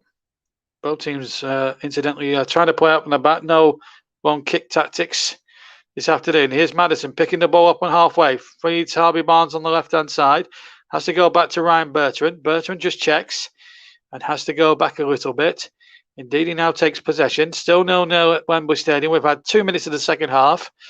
Leicester City 0, Manchester City 0. Liam Brusby will be your commentator at Bramall Lane tonight for Sheffield United against Birmingham City. He makes his commentary hub on JB Sports debut as he will be the man presiding over that big championship clash as well. And all the championship results going through on the ticker, you'll be able to see there going through there on the screen as we talk to you now. Some decent results there. Luton winning there today. Hull winning at Preston by the looks of it. QPR Millwall 1-1. And Stoke 3, Reading 2. Just some of the standout results from earlier on this afternoon in the Sky Bet Championship of the Football League. And it's good to see regular league football return with supporters this season. It's good to have it back after, as John said, it's been a turbulent 18 months for the Football League. Not been able to gain any revenue, certainly clubs in Leagues 1 and 2. So to get them back on board and get supporters back in is absolutely superb. Mike says that Stevenage have got Luton away in the cup. Well, should be a ding-dong battle, that one, on Tuesday. And of course, we've got there's some League Cup football on Tuesday and Wednesday. And of course, we've got the Super Cup, of course. Tom Safari will be your commentator again. He's another one making his commentary hub bow on Wednesday night. Join Tom and presenter Russ Vernon for the European Super Cup being played at Windsor Park between Chelsea and Villarreal in Belfast on Wednesday night. Join both of them if you can. Meanwhile, in the Community Shield, 0-0 between Leicester and Manchester City. If you've just joined us, here's Harvey Barnes, left-hand side, cuts infield towards the edge of the penalty area. Barnes still going, but ran into Chancelo, who stayed on his feet well and kept his feet brilliantly there. Wasn't tempted to slide in by any stretch of the imagination. 4 minutes gone in the second half, and it's still an all-action game. We saw that the other day. As the ball, saw that in the first half, but the ball played forward and Barney's onto it again. He's up against Diaz, and he showed too much of that to Diaz. Try to confuse Diaz and try to hot shuffle him one way or the other. Got his shot in, but Diaz wasn't for being moved, of course. And here come Manchester City again. Good football this time. And they're leading the charge now as they head towards goal. That's going to be a free kick foul by Bertrand. And a yellow card. The first on the field. Mahrez, the man, tripped as he made that dash there. Bertrand knew exactly what he was doing. Stuck out a leg. Definitely a foul. And a definite yellow card for the former Southampton man. And Manchester City here a bit closer in last time. And it's Bertrand, the first player on the field to be booked. Of course, Pep Guardiola sensationally got a yellow card at the end of the first half for complaining. It turns out that City were trying to appeal a penalty.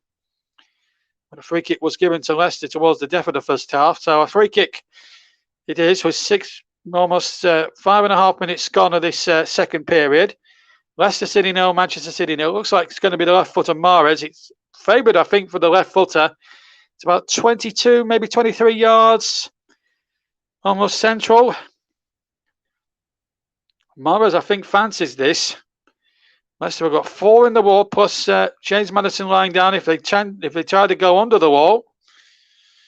Very much the vogue now in free kick wars being lined up. And can Mahrez strike? Or will Mahrez strike it with the left foot? It looks as if it's going to be Mahrez. Left foot, too high, into the stand for a goal kick. No need for Kasper Schmeichel to be required to actually make the save at any given opportunity. As we see the replay again, as I see the replay, left foot, far too high. And I don't think there was much doubt about that one, to be fair. As Schmeichel now carries the ball out, finds Sayumchu. Sayumchu now knocks the long ball forward. Header flicked on. Haki to win the next one. Ruben Diaz now has it about 15 yards from halfway. Goes into the centre, finds Aki. Aki now finds Mendy. Back to Aki again. Leicester City 0, Manchester City 0. 2 more championship games for you to come here on the commentary of JB Sports, JDAC Football, and Storm's YouTube channel, Storm FM's YouTube channel. Talk you about those in a second because City were on the attack. Mendy gets it out, or Marty, gets it out, and he does a throw in. So 2 more championship games tomorrow for you to listen to along to. Firstly, at 1:30, Russ Vernon will make his first English commentary after his successful spell. Of course, he brought you that brilliant game between Hearts and Celtic in the Scottish Premier Division last week. He's back on the airwaves tomorrow afternoon at 1:30 in the afternoon for Fulham against Middlesbrough in the Championship. Neil Warnock going back to Neil Warnock's team visiting Craven Cottage. And then later on in the afternoon, again on the commentary up to JB Sports, JDAC Football, Storm FM, YouTube channel, and of course Periscope, Twitter, and Twitch as well. All these channels all the football will be on as well this season with our partners, and of course we'll have a real good and grudgy Midlands derby between Coventry City and Nottingham Forest as the shot comes in and it's straining the arms of goalkeeper Schmeichel from Gundogan. Nicholas Jones will be doing the commentary at from the clash at the Recall tomorrow. Join him just before 4:30 for that. For the kickoff at the same time as he makes his seasonal debut. And of course, join him for some non-league football tomorrow, next Saturday afternoon, around about 3 o'clock, as he'll be covering a non-league game from the ESPN League as well. And it will be a pucker game. No off-tube stuff. It will be done exclusively from the ground. So you'll have all the authenticity of a proper atmospheric non-league football ground. So next weekend, join Nicholas Jones next Saturday afternoon for some non-league football, for some non-league ESPN League football, and I hope you can join us for that. Meanwhile, back into the present day, at the top of the English tree, we've got the FA Cup winners in action against the Premier League champions, who finished 12 points above everybody else. Liverpool, Manchester United, everybody else. And I've got £100 million worth of talent on the bench in Jack Grealish. Interesting now, I was just off the mic at half time and I was reading through some of the professional comments, and Roy Keane was quoted on television as saying it's absolutely ridiculous about the Harry Kane thing, as Vardy concedes a free kick to Manchester City. He said something about a gentleman's agreement, and he said absolute rubbish. So Roy Keane, obviously forthright in his views. He has been forthright throughout his footballing career, whether as a player, a manager, and a pundit. And again, no exception there. As Mahrez gets the ball forward and wins the corner for the defender, Sion Tubes, for a Manchester City corner. As we come up towards 10 minutes played of the second half, Leicester City 0, Manchester City 0. And it's Mahrez with a short corner to Chancelo. Back to Mahrez again. The ball chipped in there. A chance inside a penalty area for Manchester City. Shot comes in from Gundogan. Right footed and it goes over the bar. I think he may have just sliced it over the crossbar. And it's gone behind for a goal kick, I think, for Leicester City. But Manchester City now just starting to get on to grips with things here at Wembley Stadium this afternoon. Yeah, just hits it into the ground and swirls away to safety for a goal kick. Schmeichel now takes possession. And the attempts so far, Leicester have had 8 and Manchester City have had 9. So we've had in total 9 attempts apiece. So we've had something in the region of around about 17 attempts between the two sides.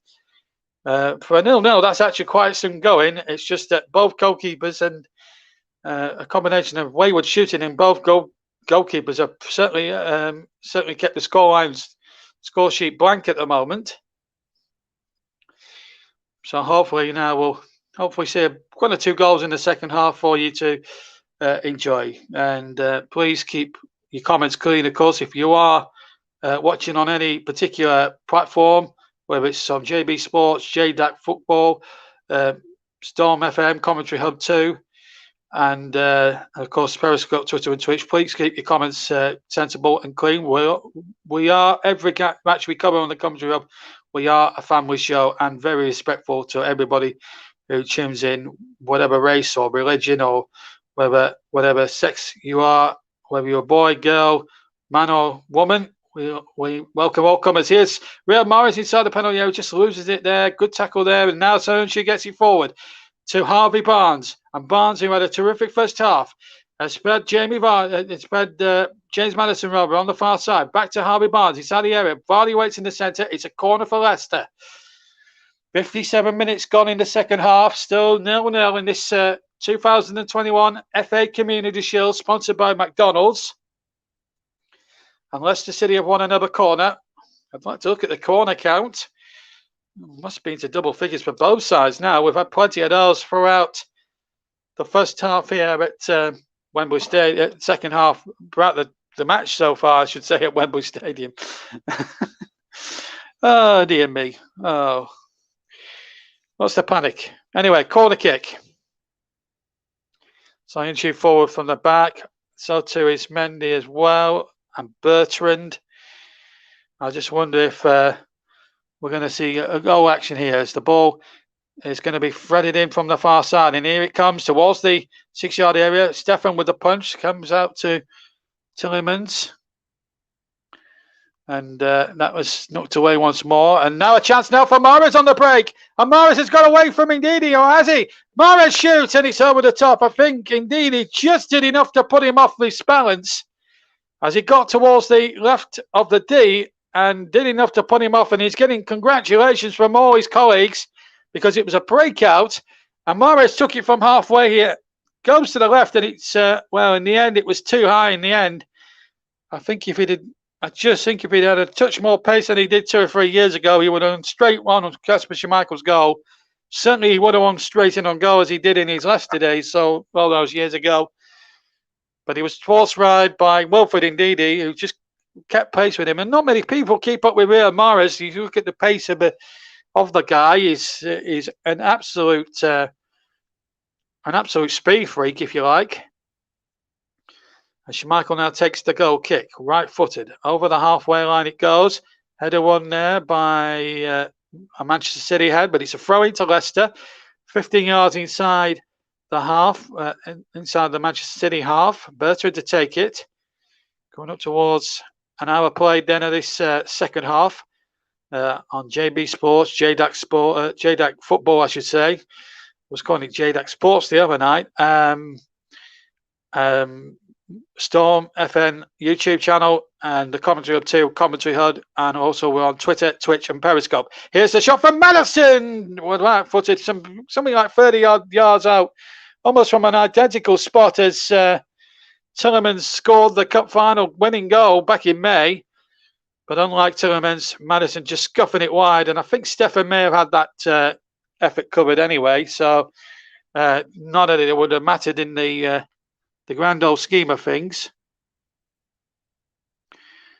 And of course, we will want your opinions as well on who will be the man of the match. And of course, as in the Euros, is sponsored, of course, by the commentary services.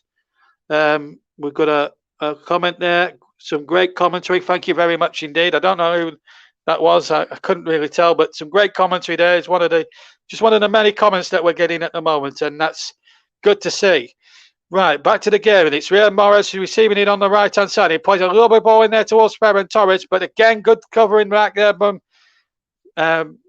Ricardo Pereira, and it's a corner kick. It's terrific stuff.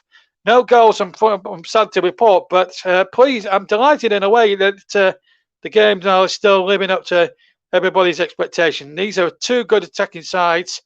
They certainly haven't let us down with their attacking intent. It's not been a dull 0-0 by any stretch, but still just shy of half an hour to try and find a goal from somewhere. Corner kick to Manchester City. Gundogan's going to take it from the far side.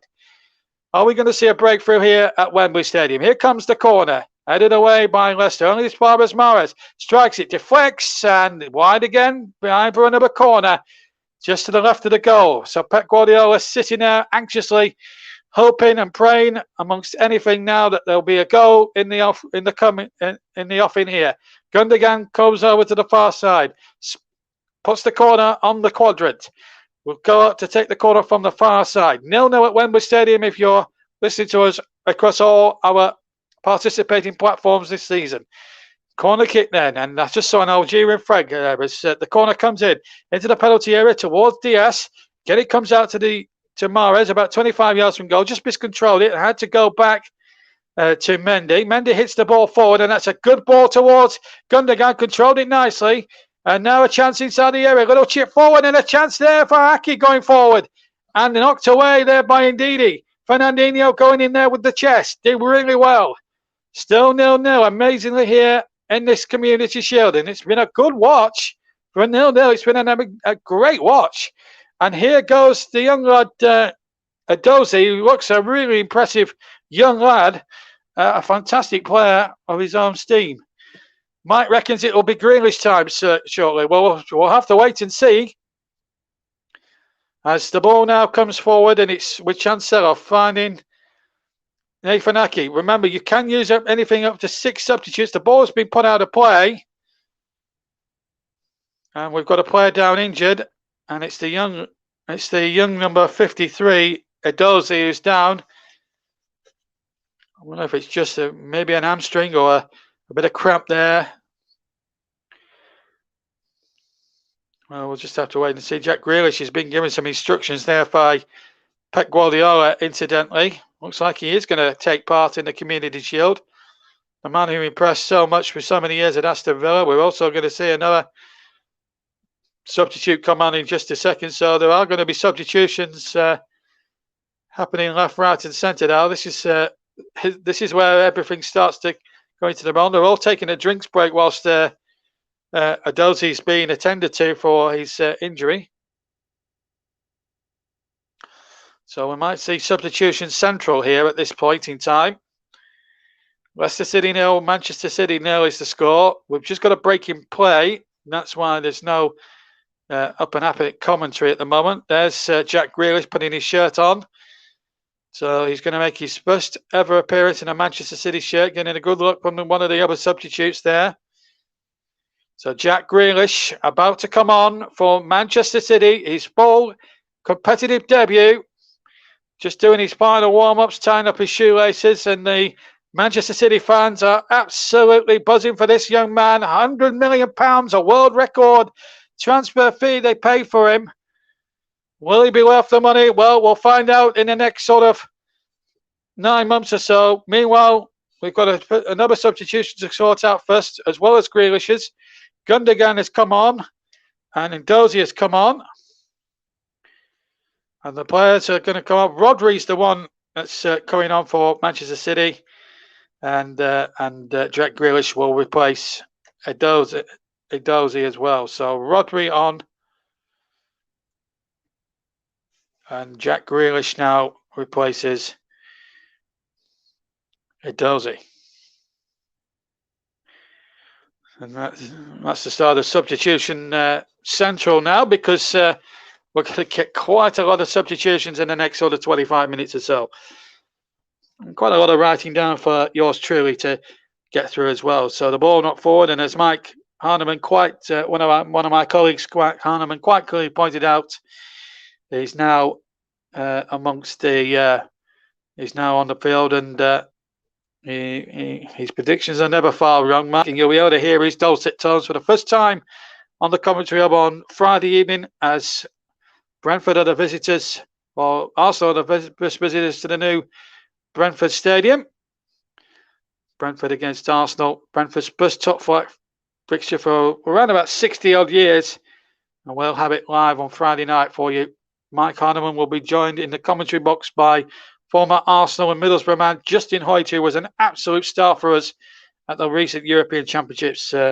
Pleasure to work with him, and a great guy as well. You'll be able to hear them too on Friday night, 8 o'clock kickoff on JB Sports and Commentary Hub 2, and Periscope and all that. Well, as the cross comes in from the left-hand side from Harvey Barnes, and a goal kick to Manchester City. It was I don't think it was intended actually as a shot from Harvey Barnes. Would have took some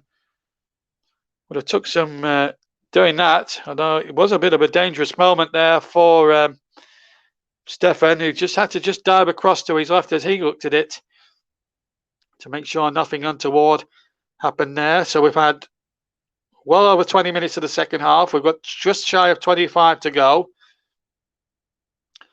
Maybe if it ends a draw, we have a penalty competition to decide who wins the Shield. But I've got a good feeling that we're going to see a goal in the next sort of 25 minutes, and let's hope so. We don't even want to see the Charity Shield won lost on penalties, do we? So let's hope for the best. Let's hope anyway. So we've got just shy of 20 minutes to go then at Wembley Stadium. Halfway through the second half, here's Grealish on the ball, gets it back to Ake. Ake now gets it out to the far side. Good football this from Manchester City. Mendy now takes the ball and plays it on towards Jack Grealish. Takes on Ndidi. Grealish muscled out a bit, and it will be a throw in. And still we await the first goal with bated breath. This is Cancelo now for Manchester City. Ball play forward towards Fernandinho. Fernandinho turns and the shot comes in, or the attempted ball towards Grealish comes in. Schmeichel cuts it out. Hopefully the fresh legs will make a bit of a difference. Grealish, of course, had a week of pre-season training at Villa Park.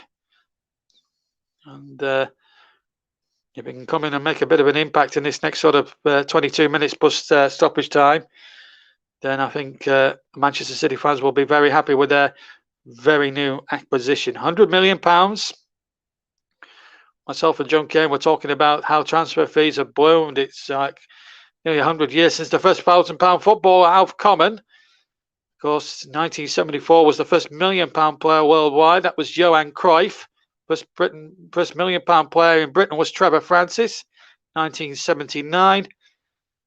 And of course, we've had £2 million footballers and all that. 15 million, of course, famously for Alan Shearer. Here is the £100 million man, Grealish on the ball, running inside. Grealish now trying to take on all comers as well as 6 Leicester City defenders.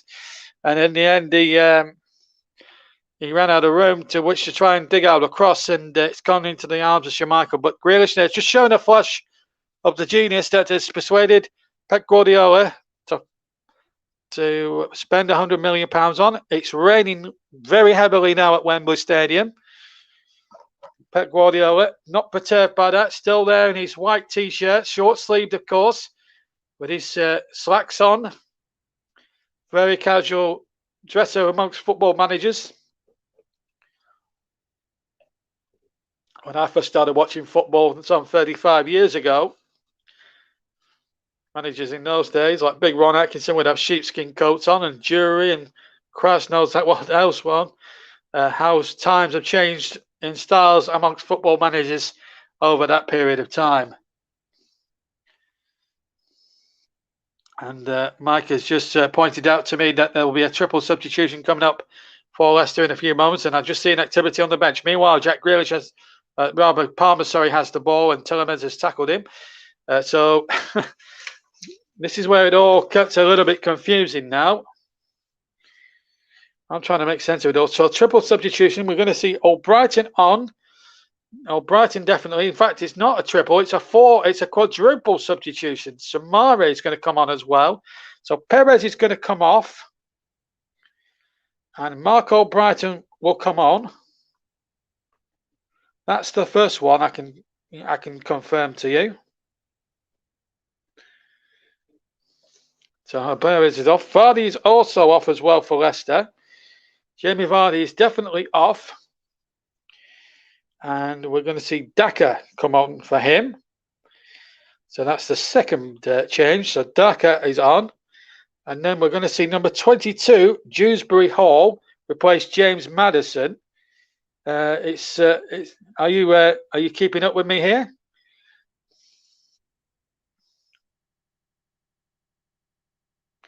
So Dewsbury Hall on. And Yuri Tielemans replaced by Samari number 42. So I think you. There we are. 4 substitutions. I hope you've kept up at home. So there we are. I've confirmed all 4 substitutions, and here Samari on the ball straight away. Oh my word! My notes are going to be all over the place. I'm going to show a picture of my notes to everybody on Twitter a little bit later on, just to show how cockeyed it's all been. The notes of the 2 teams, incidentally, the referees and the stats don't matter too much. But so City have made 2 changes out there, a lot of 6. And Leicester have made 4 out of there, a lot of 6. And we're still 19 minutes to go. And I think we're seeing a bit more activity down on the Manchester City bench by the looks of it as well. Here's Jack Grealish now from Palmer's pass. Takes on a couple of all-comers. Back to Palmer again. Far side. Palmer now. Can he dig out a good cross? He can. But it's knocked away. And indeed, he knocks it forward. And now we're going to see an all-new strike force now. Daka will play up front by the looks of it. Vardy will be kicking himself with missed chances. And the flag has stayed down, I think, against Ferran Torres. Out came Schmeichel. And Ferran Torres, I think, may have just hurt him there. Schmeichel wasn't impressed. Torres did apologise, to be fair. Definitely onside as the ball was played. So if it did go to VAR, it'd been interesting. I think Torres had every right to go for the ball. Great goalkeeping, it has to be said, from Kasper Schmeichel there. But to be bluntly honest, I don't think Schmeichel had a just cause to complain. Ferran Torres had every right, in my opinion, to go for that ball. So 17 minutes to go, plus any injury or stoppage time. And as things stand at the moment, we're looking at a penalty competition to decide the Community Shield. And I hope you're keeping up, everybody at home, with everything that's going on. We've had a total now of 6 substitutions, and we may well be seeing the 7th and 8th very, very shortly. In fact, we are now. Bernardo Silva is going to come on for City. He will be the 2nd substitution. And we're going to see, that's Ferran Torres. So he's coming off. Are you keeping up? Ben Knight, number 96. Yes, 96. Ben Knight is going to come on. So he's the first one. The second one is Bernardo Silva. And Cole Palmer is the man coming off there. And so B. Silva will come on for him there. So 4 substitutions apiece used by both Leicester and Manchester City now. Are you keeping up at home? I hope you are. Still 0-0 in case you were wondering. And still a good quarter of an hour still to go of the Community Shield match.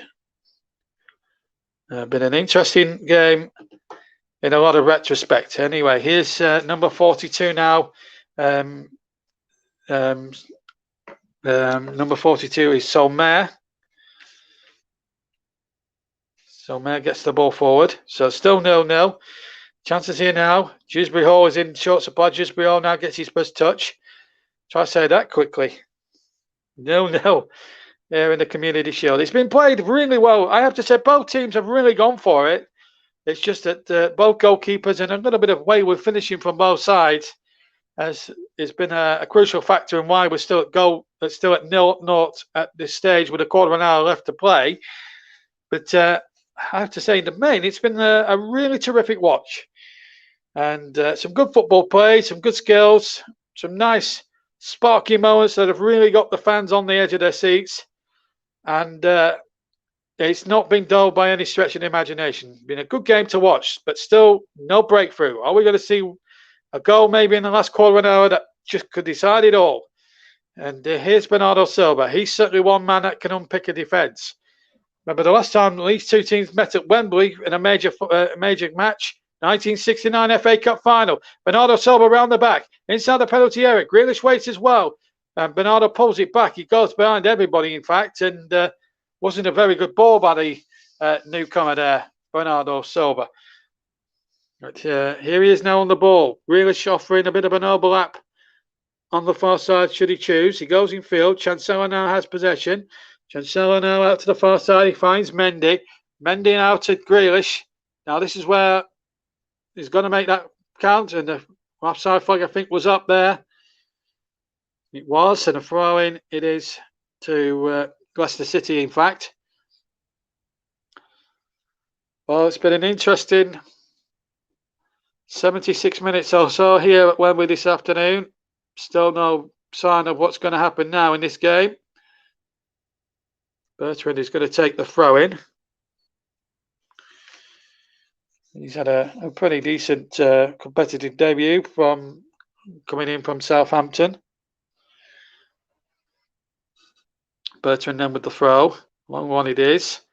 Indeed he is there. Not forward once more, and Grealish now takes possession. Grealish now running at all comers. Comes to the ball back, and Grealish is there too. Edge of the area. Referee Tierney says no foul. Grealish made a bit of meal of it, and a chance now for Decker. And out came Stefan, who's had quite a second half in comparison to the first. And here's Rodri in possession. Rodri out to the far side. Still 0-0. Bernardo Silva now running with the ball now for Manchester City. And the cross in there towards the back post. Mahrez was lurking. Still not away yet. Fernandinho challenging hard. And out for a throw into Manchester City. Midway inside the Leicester half. Now what's he giving here? And I think the referee stopped it again. I think there's going to be another change. Yeah. Off comes Brian Bertrand. Number 2 substitutions here. And being overworked in his second half. So Bertrand is off. That is a given. And Luke Thomas is going to come on. Number 33. He broke into the first team last season. And who's the second player coming off and coming on? Barbie Barnes is the second player coming off. And this is their final change. And in his place, Iheanacho will come on. Kenichi Iheanacho.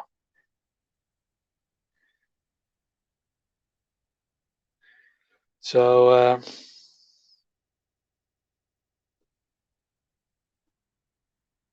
Iheanacho takes Harvey Barnes' place. It's very difficult to keep up with these subs, but all 6 subs are being used now by Leicester, 4 by Manchester City. They still have another 2 aces to play in later on in the second half, which has got 12 minutes still to run.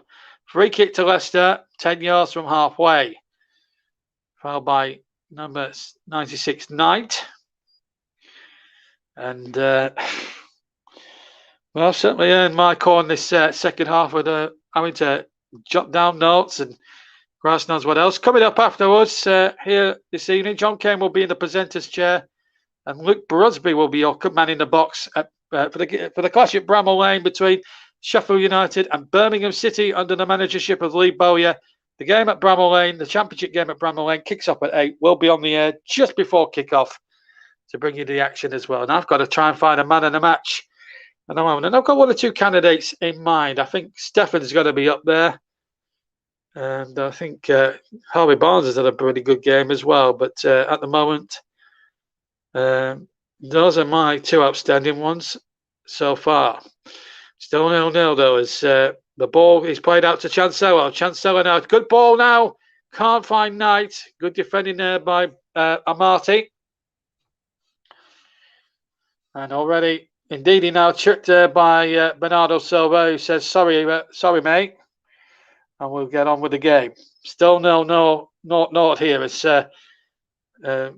as Dewsbury Hall comes away, finds Old Brighton down the left-hand side. Old Brighton looking to knock the ball forward towards Daka, but he can't be found. And now Manchester City have possession again with Riyad Mahrez, who hasn't stopped running. He has caused a little bit of problems, but he has missed a couple of opportunities. That's young Dewsbury Hall, another graduate of the Leicester City Academy. That's a nice ball out towards the far side, kept in nicely there by Mendy. Got 10 minutes plus time added on to play. Still 0-0 if you've just joined us here at Wembley Stadium. Are we going to see a thrilling finish to this game at this moment in time? Still 0-0 as things stand at the moment. 10 minutes to play. And we've got a very interesting end now to this football game. Thomas to take the throw then for Leicester. Of course, if it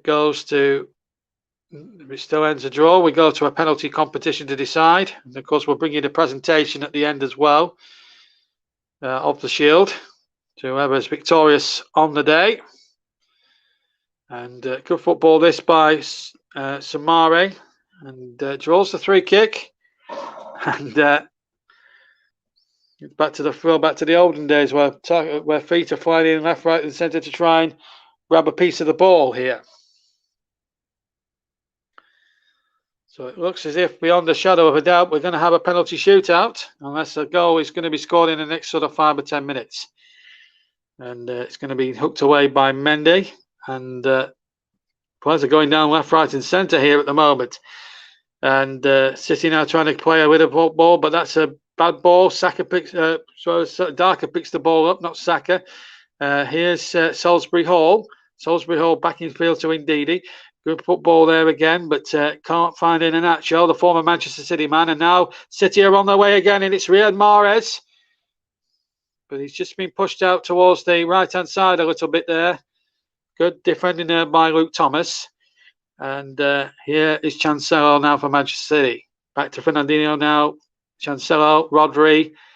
On to Ake now. Far side it goes. Right to left flank. This is Grealish. Grealish coolly back to Mendy. Does the right sensible thing. Sometimes just playing the basics always helps a little bit. Here's Ake now on halfway for Manchester City. Coming up towards the end of what's been a really entertaining Community Shield game, which has yet to yield a goal, but there's still 7 minutes for one moment of pure genius to win the Shield. Ball knocked over towards Daka, but he's been nuzzled out of it again. And now a chance now, but both teams now putting some really tired looking passes at the moment. And here's Old Brighton on the ball now for Leicester. And that was a poor ball intended for Dewsbury Hall, I should say, and he lost it straight away. Mahrez now looking extremely tired. I'm just glancing towards the two benches. I can't see any activity at the moment from Manchester City's bench. They have put on some of their bigger names. Doyle, Gomez, and Couto are the only ones, and Carson are the only four at the moment have not been used by Manchester City. Has a chance here. Oh, good goalkeeping again from Stefan. He came out and Daka was clean through, and Stefan read it well, perilously close to the edge of the area. He was still inside the area, and he spread himself well. And I think that might just win him the Man of the Match award. That's 6 marvellous pieces of goalkeeping that I can think off the top of my head that Stefan has made. He's certainly kept City in the contention here. Here's Grealish on the ball. Picks out Bernardo Silva.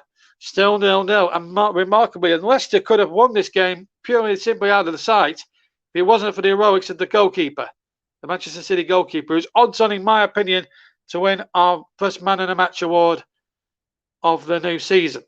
The new English season, I should say, here on the commentary of JB Sports. The Man of the Match, of course, sponsored by Barry Swain's excellent commentary services company. As the cross comes in, and it's knocked away only as far as Mahrez, left-hand side. Back to Chancellor. Plenty of Leicester players back. Grealish is there at the back post. Halbury. Grealish now trying to take it down. A chance inside the penalty area, and it was Knight who tried to take it down, and it straight into the arms of Schmeichel. And well, I'm gonna make sure well, there's still about 4 minutes to go, John, and we'll confirm in about 89 minutes, but he's certainly the favourite at the moment. Got 6 or 7 saves. It's sure you've got to look at him seriously as a man in a match contender anyway. Here's the ball knocked back once more by Thomas, back to Schmeichel, who hasn't really had many saves to make in comparison. He did make that super save in the first half to deny Gundogan from a free kick, but apart from that, nothing much else he's had to do. When you look at the other goalkeeper at the other end, Stefan, he's made some remarkably good saves. Still 0-0 as the ball is knocked forward now by Samari into the path of Kenichi and Iheanacho. How he'd love to put one on his former players. Throw in to Leicester City. 4 minutes remaining of the Community Shield, and it's increasingly looking like a penalty shootout at the moment. And it has been one of the most remarkable games you'll see without a goal being scored. But can Grealish and Co now, or somebody from Leicester? Oh, there's a mistake, and he did it in. And what's happened here? Penalty given.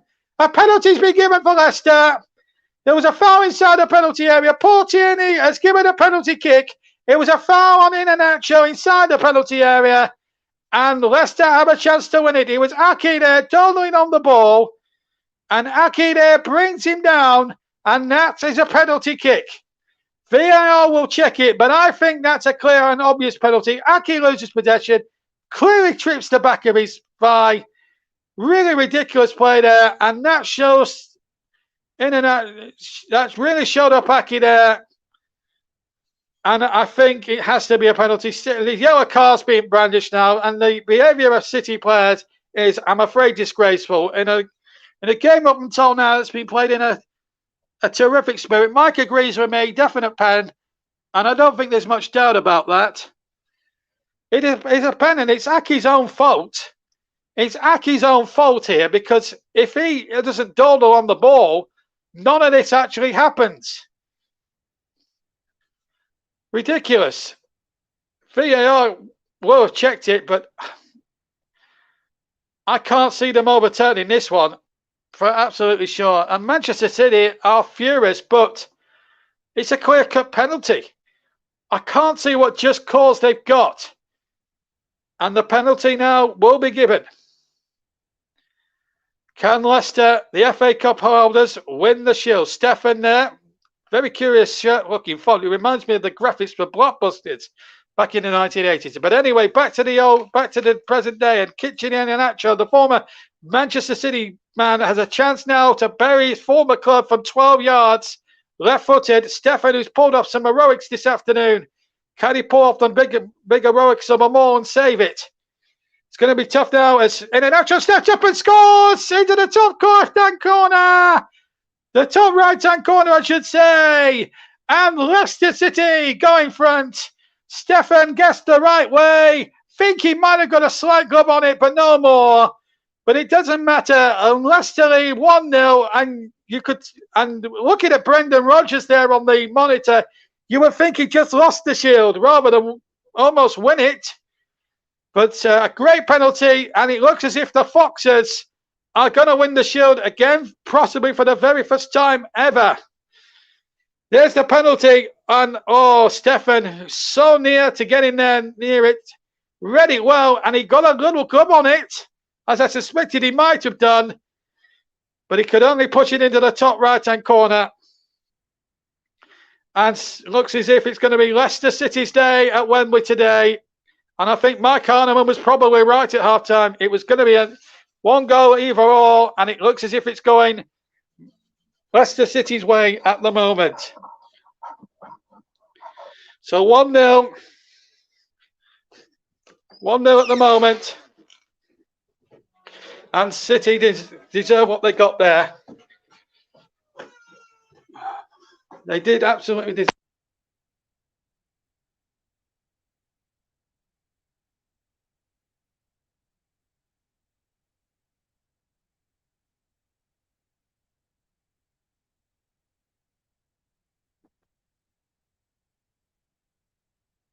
Sorry about that. Just had a technical problem, but we're back now. So Fernandinho was booked for yellow card as the ball is now going towards the penalty area. Leicester now trying desperately to defend. Just had a technical fault there, so apologies to anyone who may have. Now we're into stoppage time. We haven't had any indication from the fourth official 4 added minutes, but terrific finish here to the game. Definite penalty, that's for sure. And Leicester leading 1-0 as the ball is pumped into the penalty area. And Thomas trying not to touch it, and he didn't in the end. A goal kick to Leicester, but Nathan Aki, what was he thinking of? What on earth was he thinking of there? It was a terrific penalty, and Pep Guardiola will be cursing his luck. Fernandinho really shouldn't have protested in the way that he did.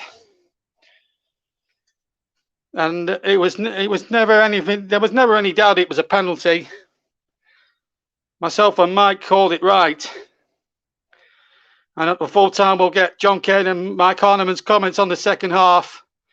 And the comment, but a little bit of consolation for Stefan, who was the beaten goalkeeper. He will be the man in the match purely and simply on the basis he made 6 magnificent world-class saves. So the man in the match, sponsored by Commentary Services, goes to the Manchester City number 13, the goalkeeper Stefan. So a little bit of a consolation prize for him on a day where he'll probably end up on the losing side, but he's played really well and was very unlucky not to save that penalty there from Kenichi Iheanacho. But it looks as if a penalty is going to decide it all today. So Stefan is our man of the match, sponsored by Commentary Services, and that's purely and simply because of the super saves he made earlier on in the day to deny Jamie Vardy, a top quality goal scorer, 5 times in one game is something really not to be sniffed at. And he's played really well and doesn't deserve nothing being put past him because he's played magnificently well. But City have possession. 2 minutes have been played of stoppage time. In fact, we've had nearly 2.5 minutes. Mahrez now has possession. Picks out the ball now into the penalty area. City players are forward. The white shirts are up. Aki now trying to make it men's race. He goes down. The referee looks at it and says no penalty. And Schmeichel has possession. And it looks as if it's going to be Leicester City's day, as it was 2.5 months ago in the FA Cup final. That day it was won by a sensational goal against Chelsea by Yuri Tillemans, a goal of real pure genius. Today, it was a penalty gifted to them by Nathan Aki, which might just win the day here. And it looks as if Leicester are going to get the first bit of silverware of the brand new season, the curtain raiser, the FA Community Shield. Looks as if it's going Leicester City's way. Here's Schmeichel now, right-footed, kicks long. Don't forget, stay with the Commentary Hub and JB Sports and JDAC Football if you're a subscriber to that channel. Storm FM YouTube channel, Commentary Hub 2, Periscope, Twitter and Twitch after this game, because John Kane and Liam Brusby in the commentary box will bring in full commentary of Sheffield United against Birmingham City in the Championship, our first Championship match of the season. And it's from Bramall Lane. And of course, tomorrow we've got Fulham against Middlesbrough with Russ Burden. And then at 4:30 tomorrow, we've got Nicholas Jones doing the commentary on a Midlands derby between Coventry City and Nottingham Forest. 4 seconds of stoppage time to play in the Community Shield. And the West Midlands and a number of the West Midlands, East Midlands clubs, Leicester City, are going to be rejoicing again in the streets of Leicester, just as they did in May, because they're going to have the Community Shield to the FA Cup. And what an achievement it's going to be for them as the whistle sounds. Leicester City win the Community Shield. Nice sporting handshake from Pep Guardiola and a nice little pat on the back for Brendan Rodgers from Pep Guardiola. Brendan Rodgers triumphs again at Wembley just as he did 2.5 months ago. The winning penalty came after 88 minutes. Scored by Kenichi Iheanacho. He beat our man of the match, Stefan, from the penalty spot. Stefan, in fact, earlier on in the game had made 5 world-class saves to deny the same player, Jamie Vardy. But it's Leicester City's day. They take the shield. And the FA Cup holders, yet again, prove recent history right and beat the Premier League champions. But this will not make or break anyone's season. Let's not make any bones about that. The real hard work will start from next week onwards.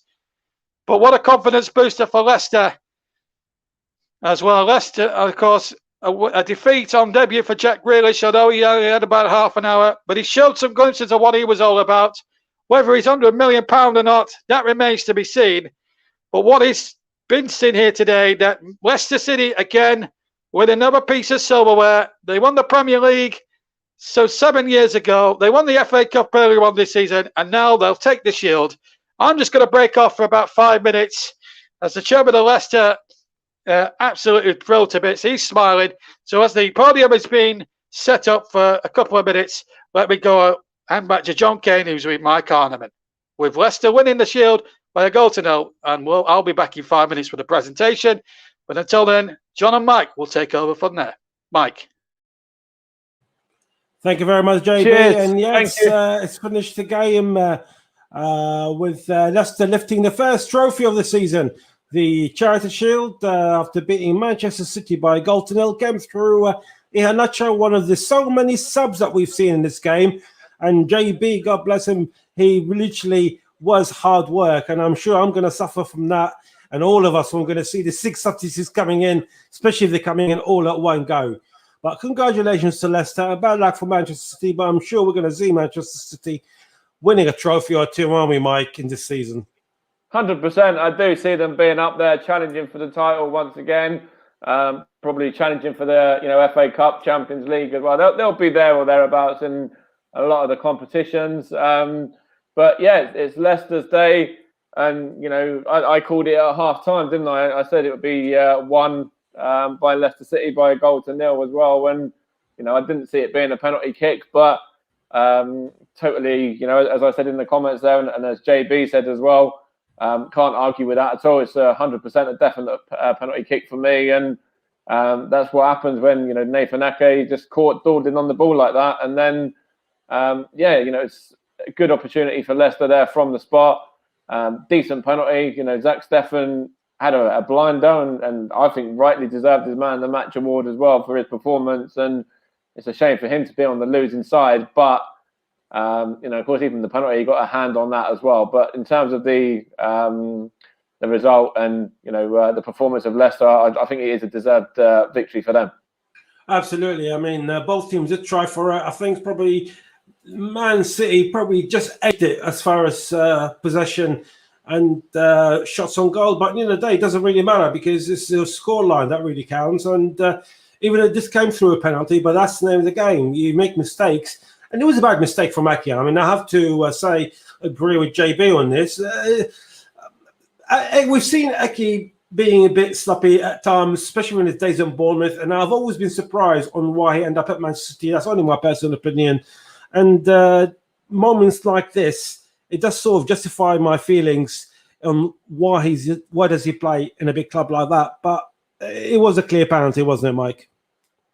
Yeah, 100%. I said it at the time, and I said it just a moment ago as well. For me, definite penalty kick there, and you can't argue with that. Nathan Ake, and I think it was Fernandinho got a yellow card as well for his protestations towards the referee there, and I'm not too sure what his sort of complaints were because it was a definite penalty.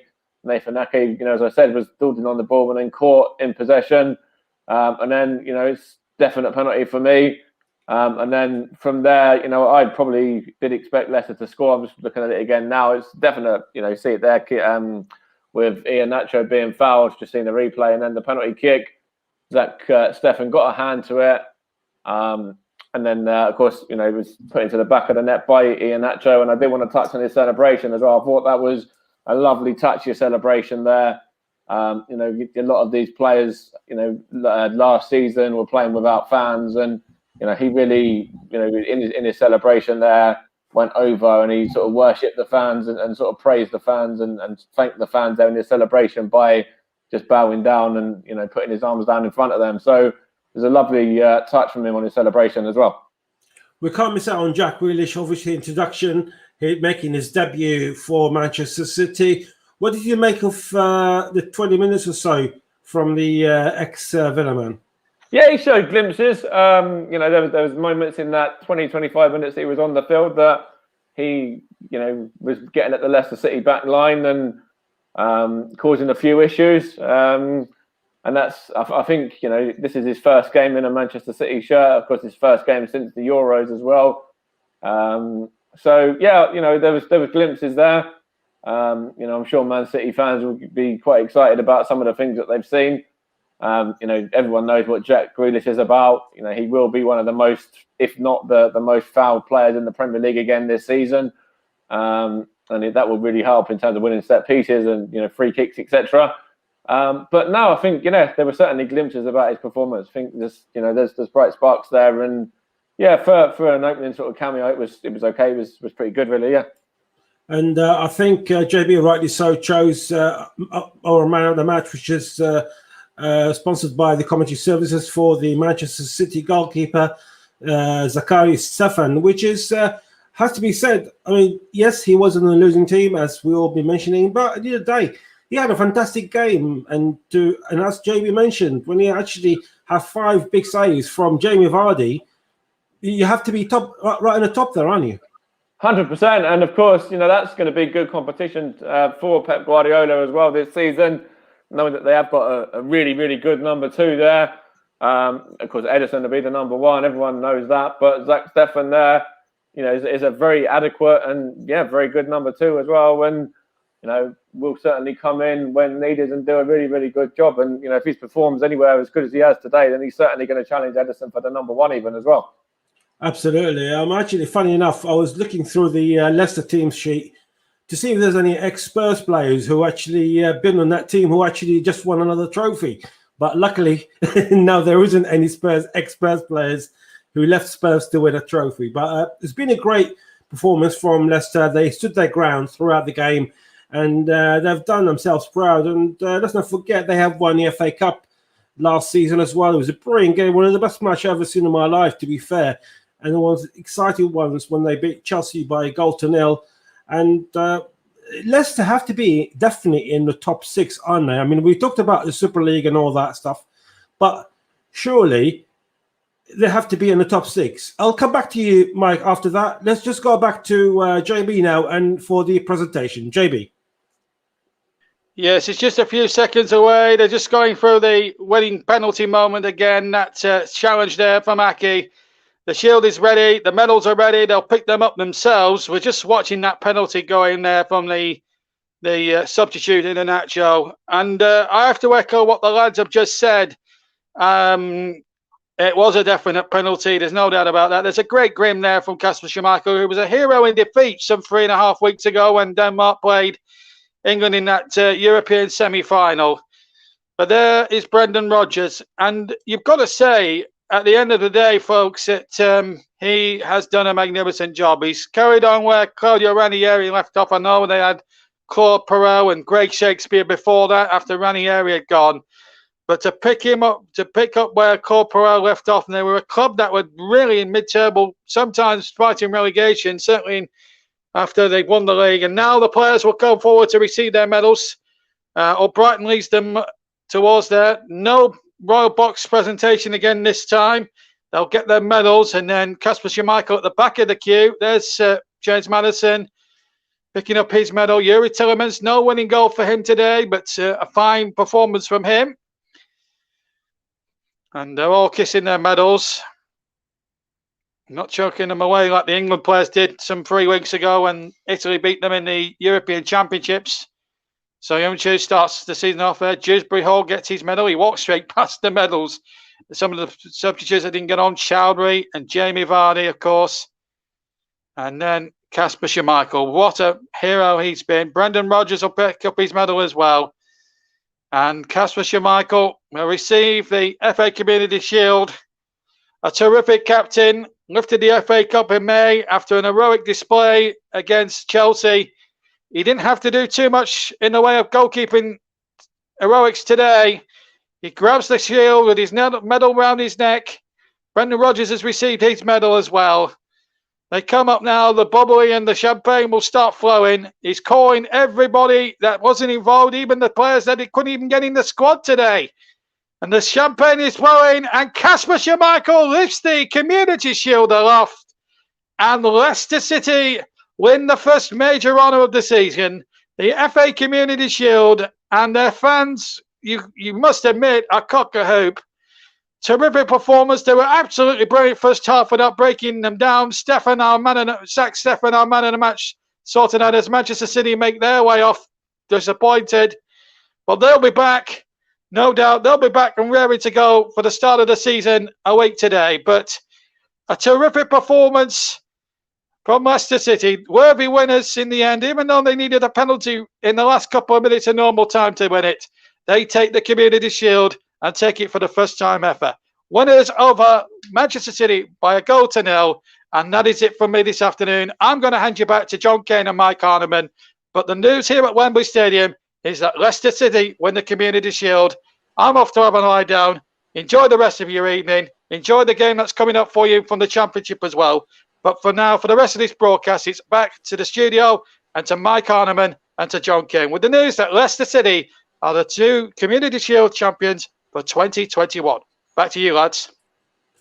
Thank you very much, JB, and fantastic commentary today. Very much well done from JB Sports.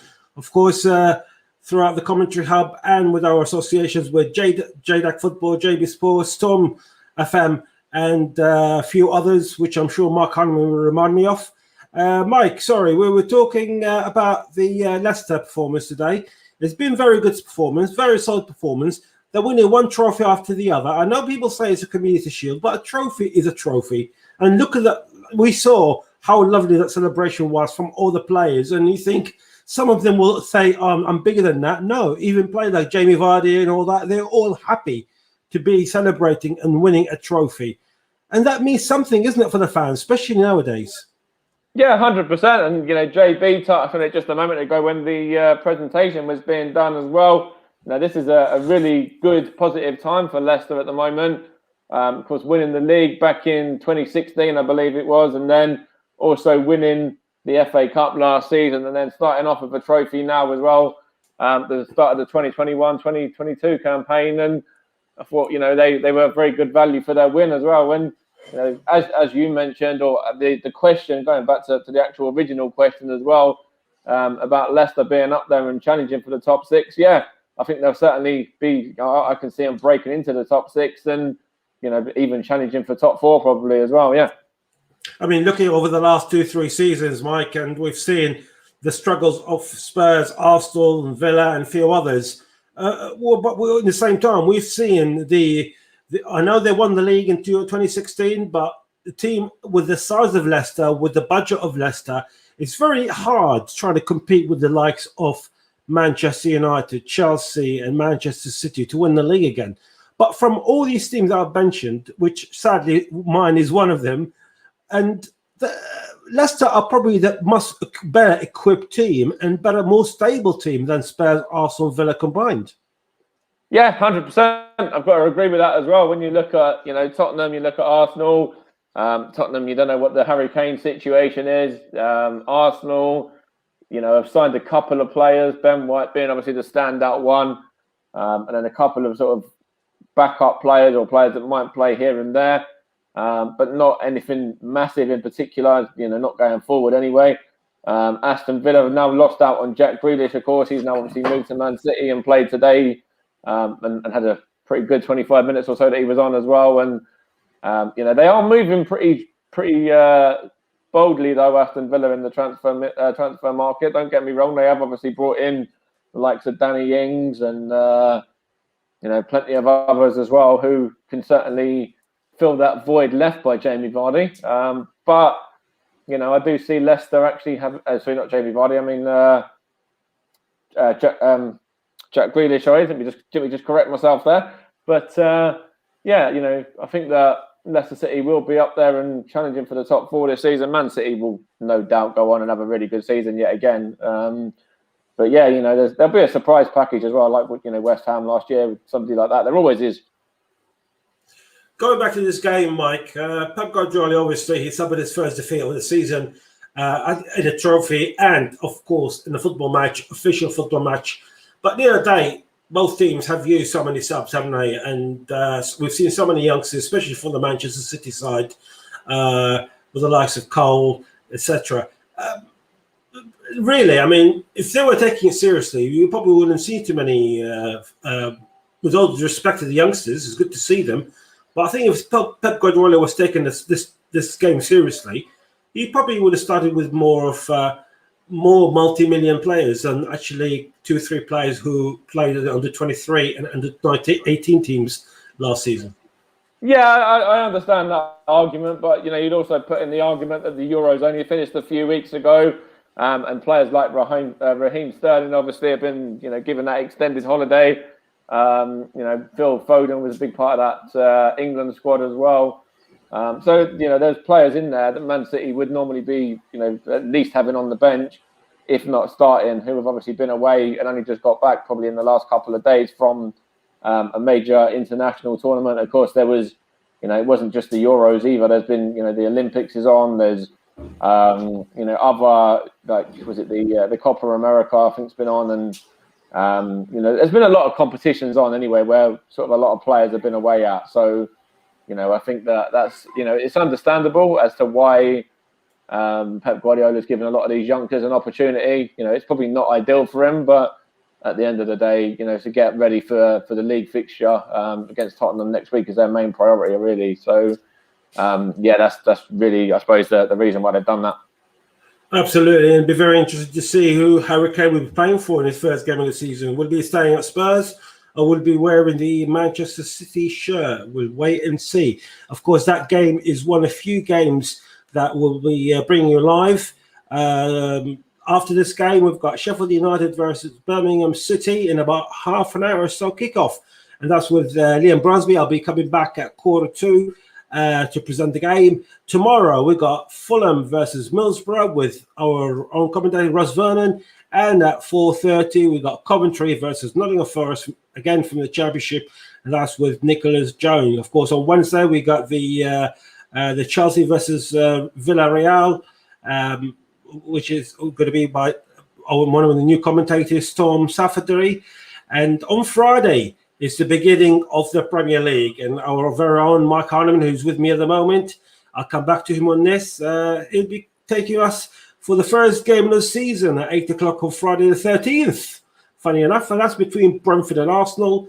Then on Saturday the 14th at 3 o'clock, we got Benfield versus Basingstoke Town with Nicholas Jones. Of course, as JB mentioned earlier, he'll be at the ground after getting permission, so that'd be fantastic to see Nicholas, and obviously he will bring us the game live, and with you can hear the sound in the background will be the sound of the Eisman League, which is fantastic to see on our channels. We literally hope to have as many people interested in as many leagues as possible.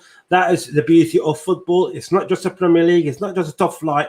It's all throughout. And we are here to support all these smaller teams. And we're happy to have them to our channels. Later on that Saturday, we got Norwich versus Liverpool. That's again with Ross Vernon. And then on Sunday, we got the big clash. And I'll be commentating on that. And that is Tottenham versus Manchester City. And like I said, we don't know if Harry Kane is going to be. He probably will play. We just don't know what shirt he will play unless he's not fit to do so. Just before we finishing off, Mike, I'll come back to the first game of the season, which you're commentating on, Brentford versus Arsenal. Yes, Brentford are a newly promoted team, but it's not going to be easy on Arsenal playing away from home, especially now the fans are back. And Brentford, they've got something to prove, haven't they? 100%. London derby first game as well, which obviously is going to be a big thing for Brentford.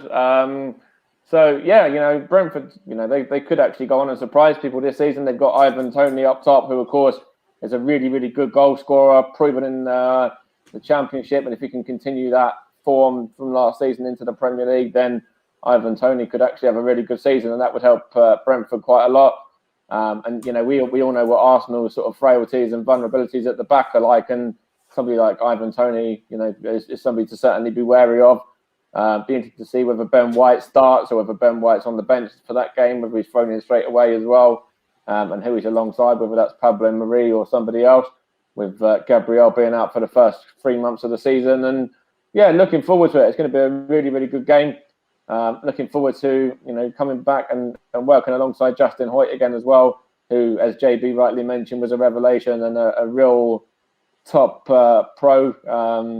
Pardon the pun. Obviously, he was an ex-pro anyway, but in terms of his commentary debut, he was a top pro on that side of things as well for everything that he did in the Euros.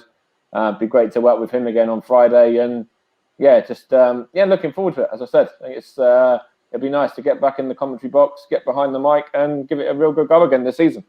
Absolutely, and of course, I forgot to mention that on this Thursday at 8:00 we got the Commentary Hub Season Predictions podcast, which is going to be live, and that's going to have most of our commentators, and we should be very interesting to hear all these commentators with their own predictions for this coming season, if that was in Europe or in the Premier League. Mike Harriman, thank you very much for you being with us this afternoon, and we'll hope to see you on Thursday.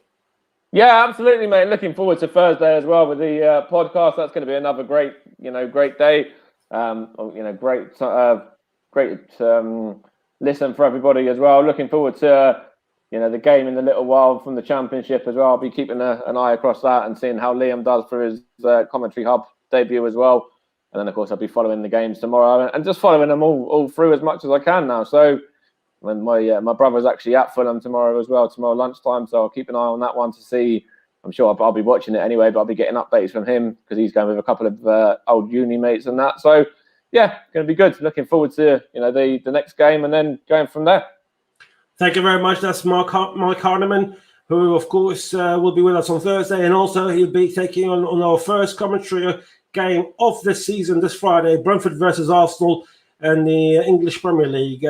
Please join us again in about 15 minutes or so for Sheffield United versus Birmingham City with our own new commentator, Liam Busby. So join us shortly and stay tuned.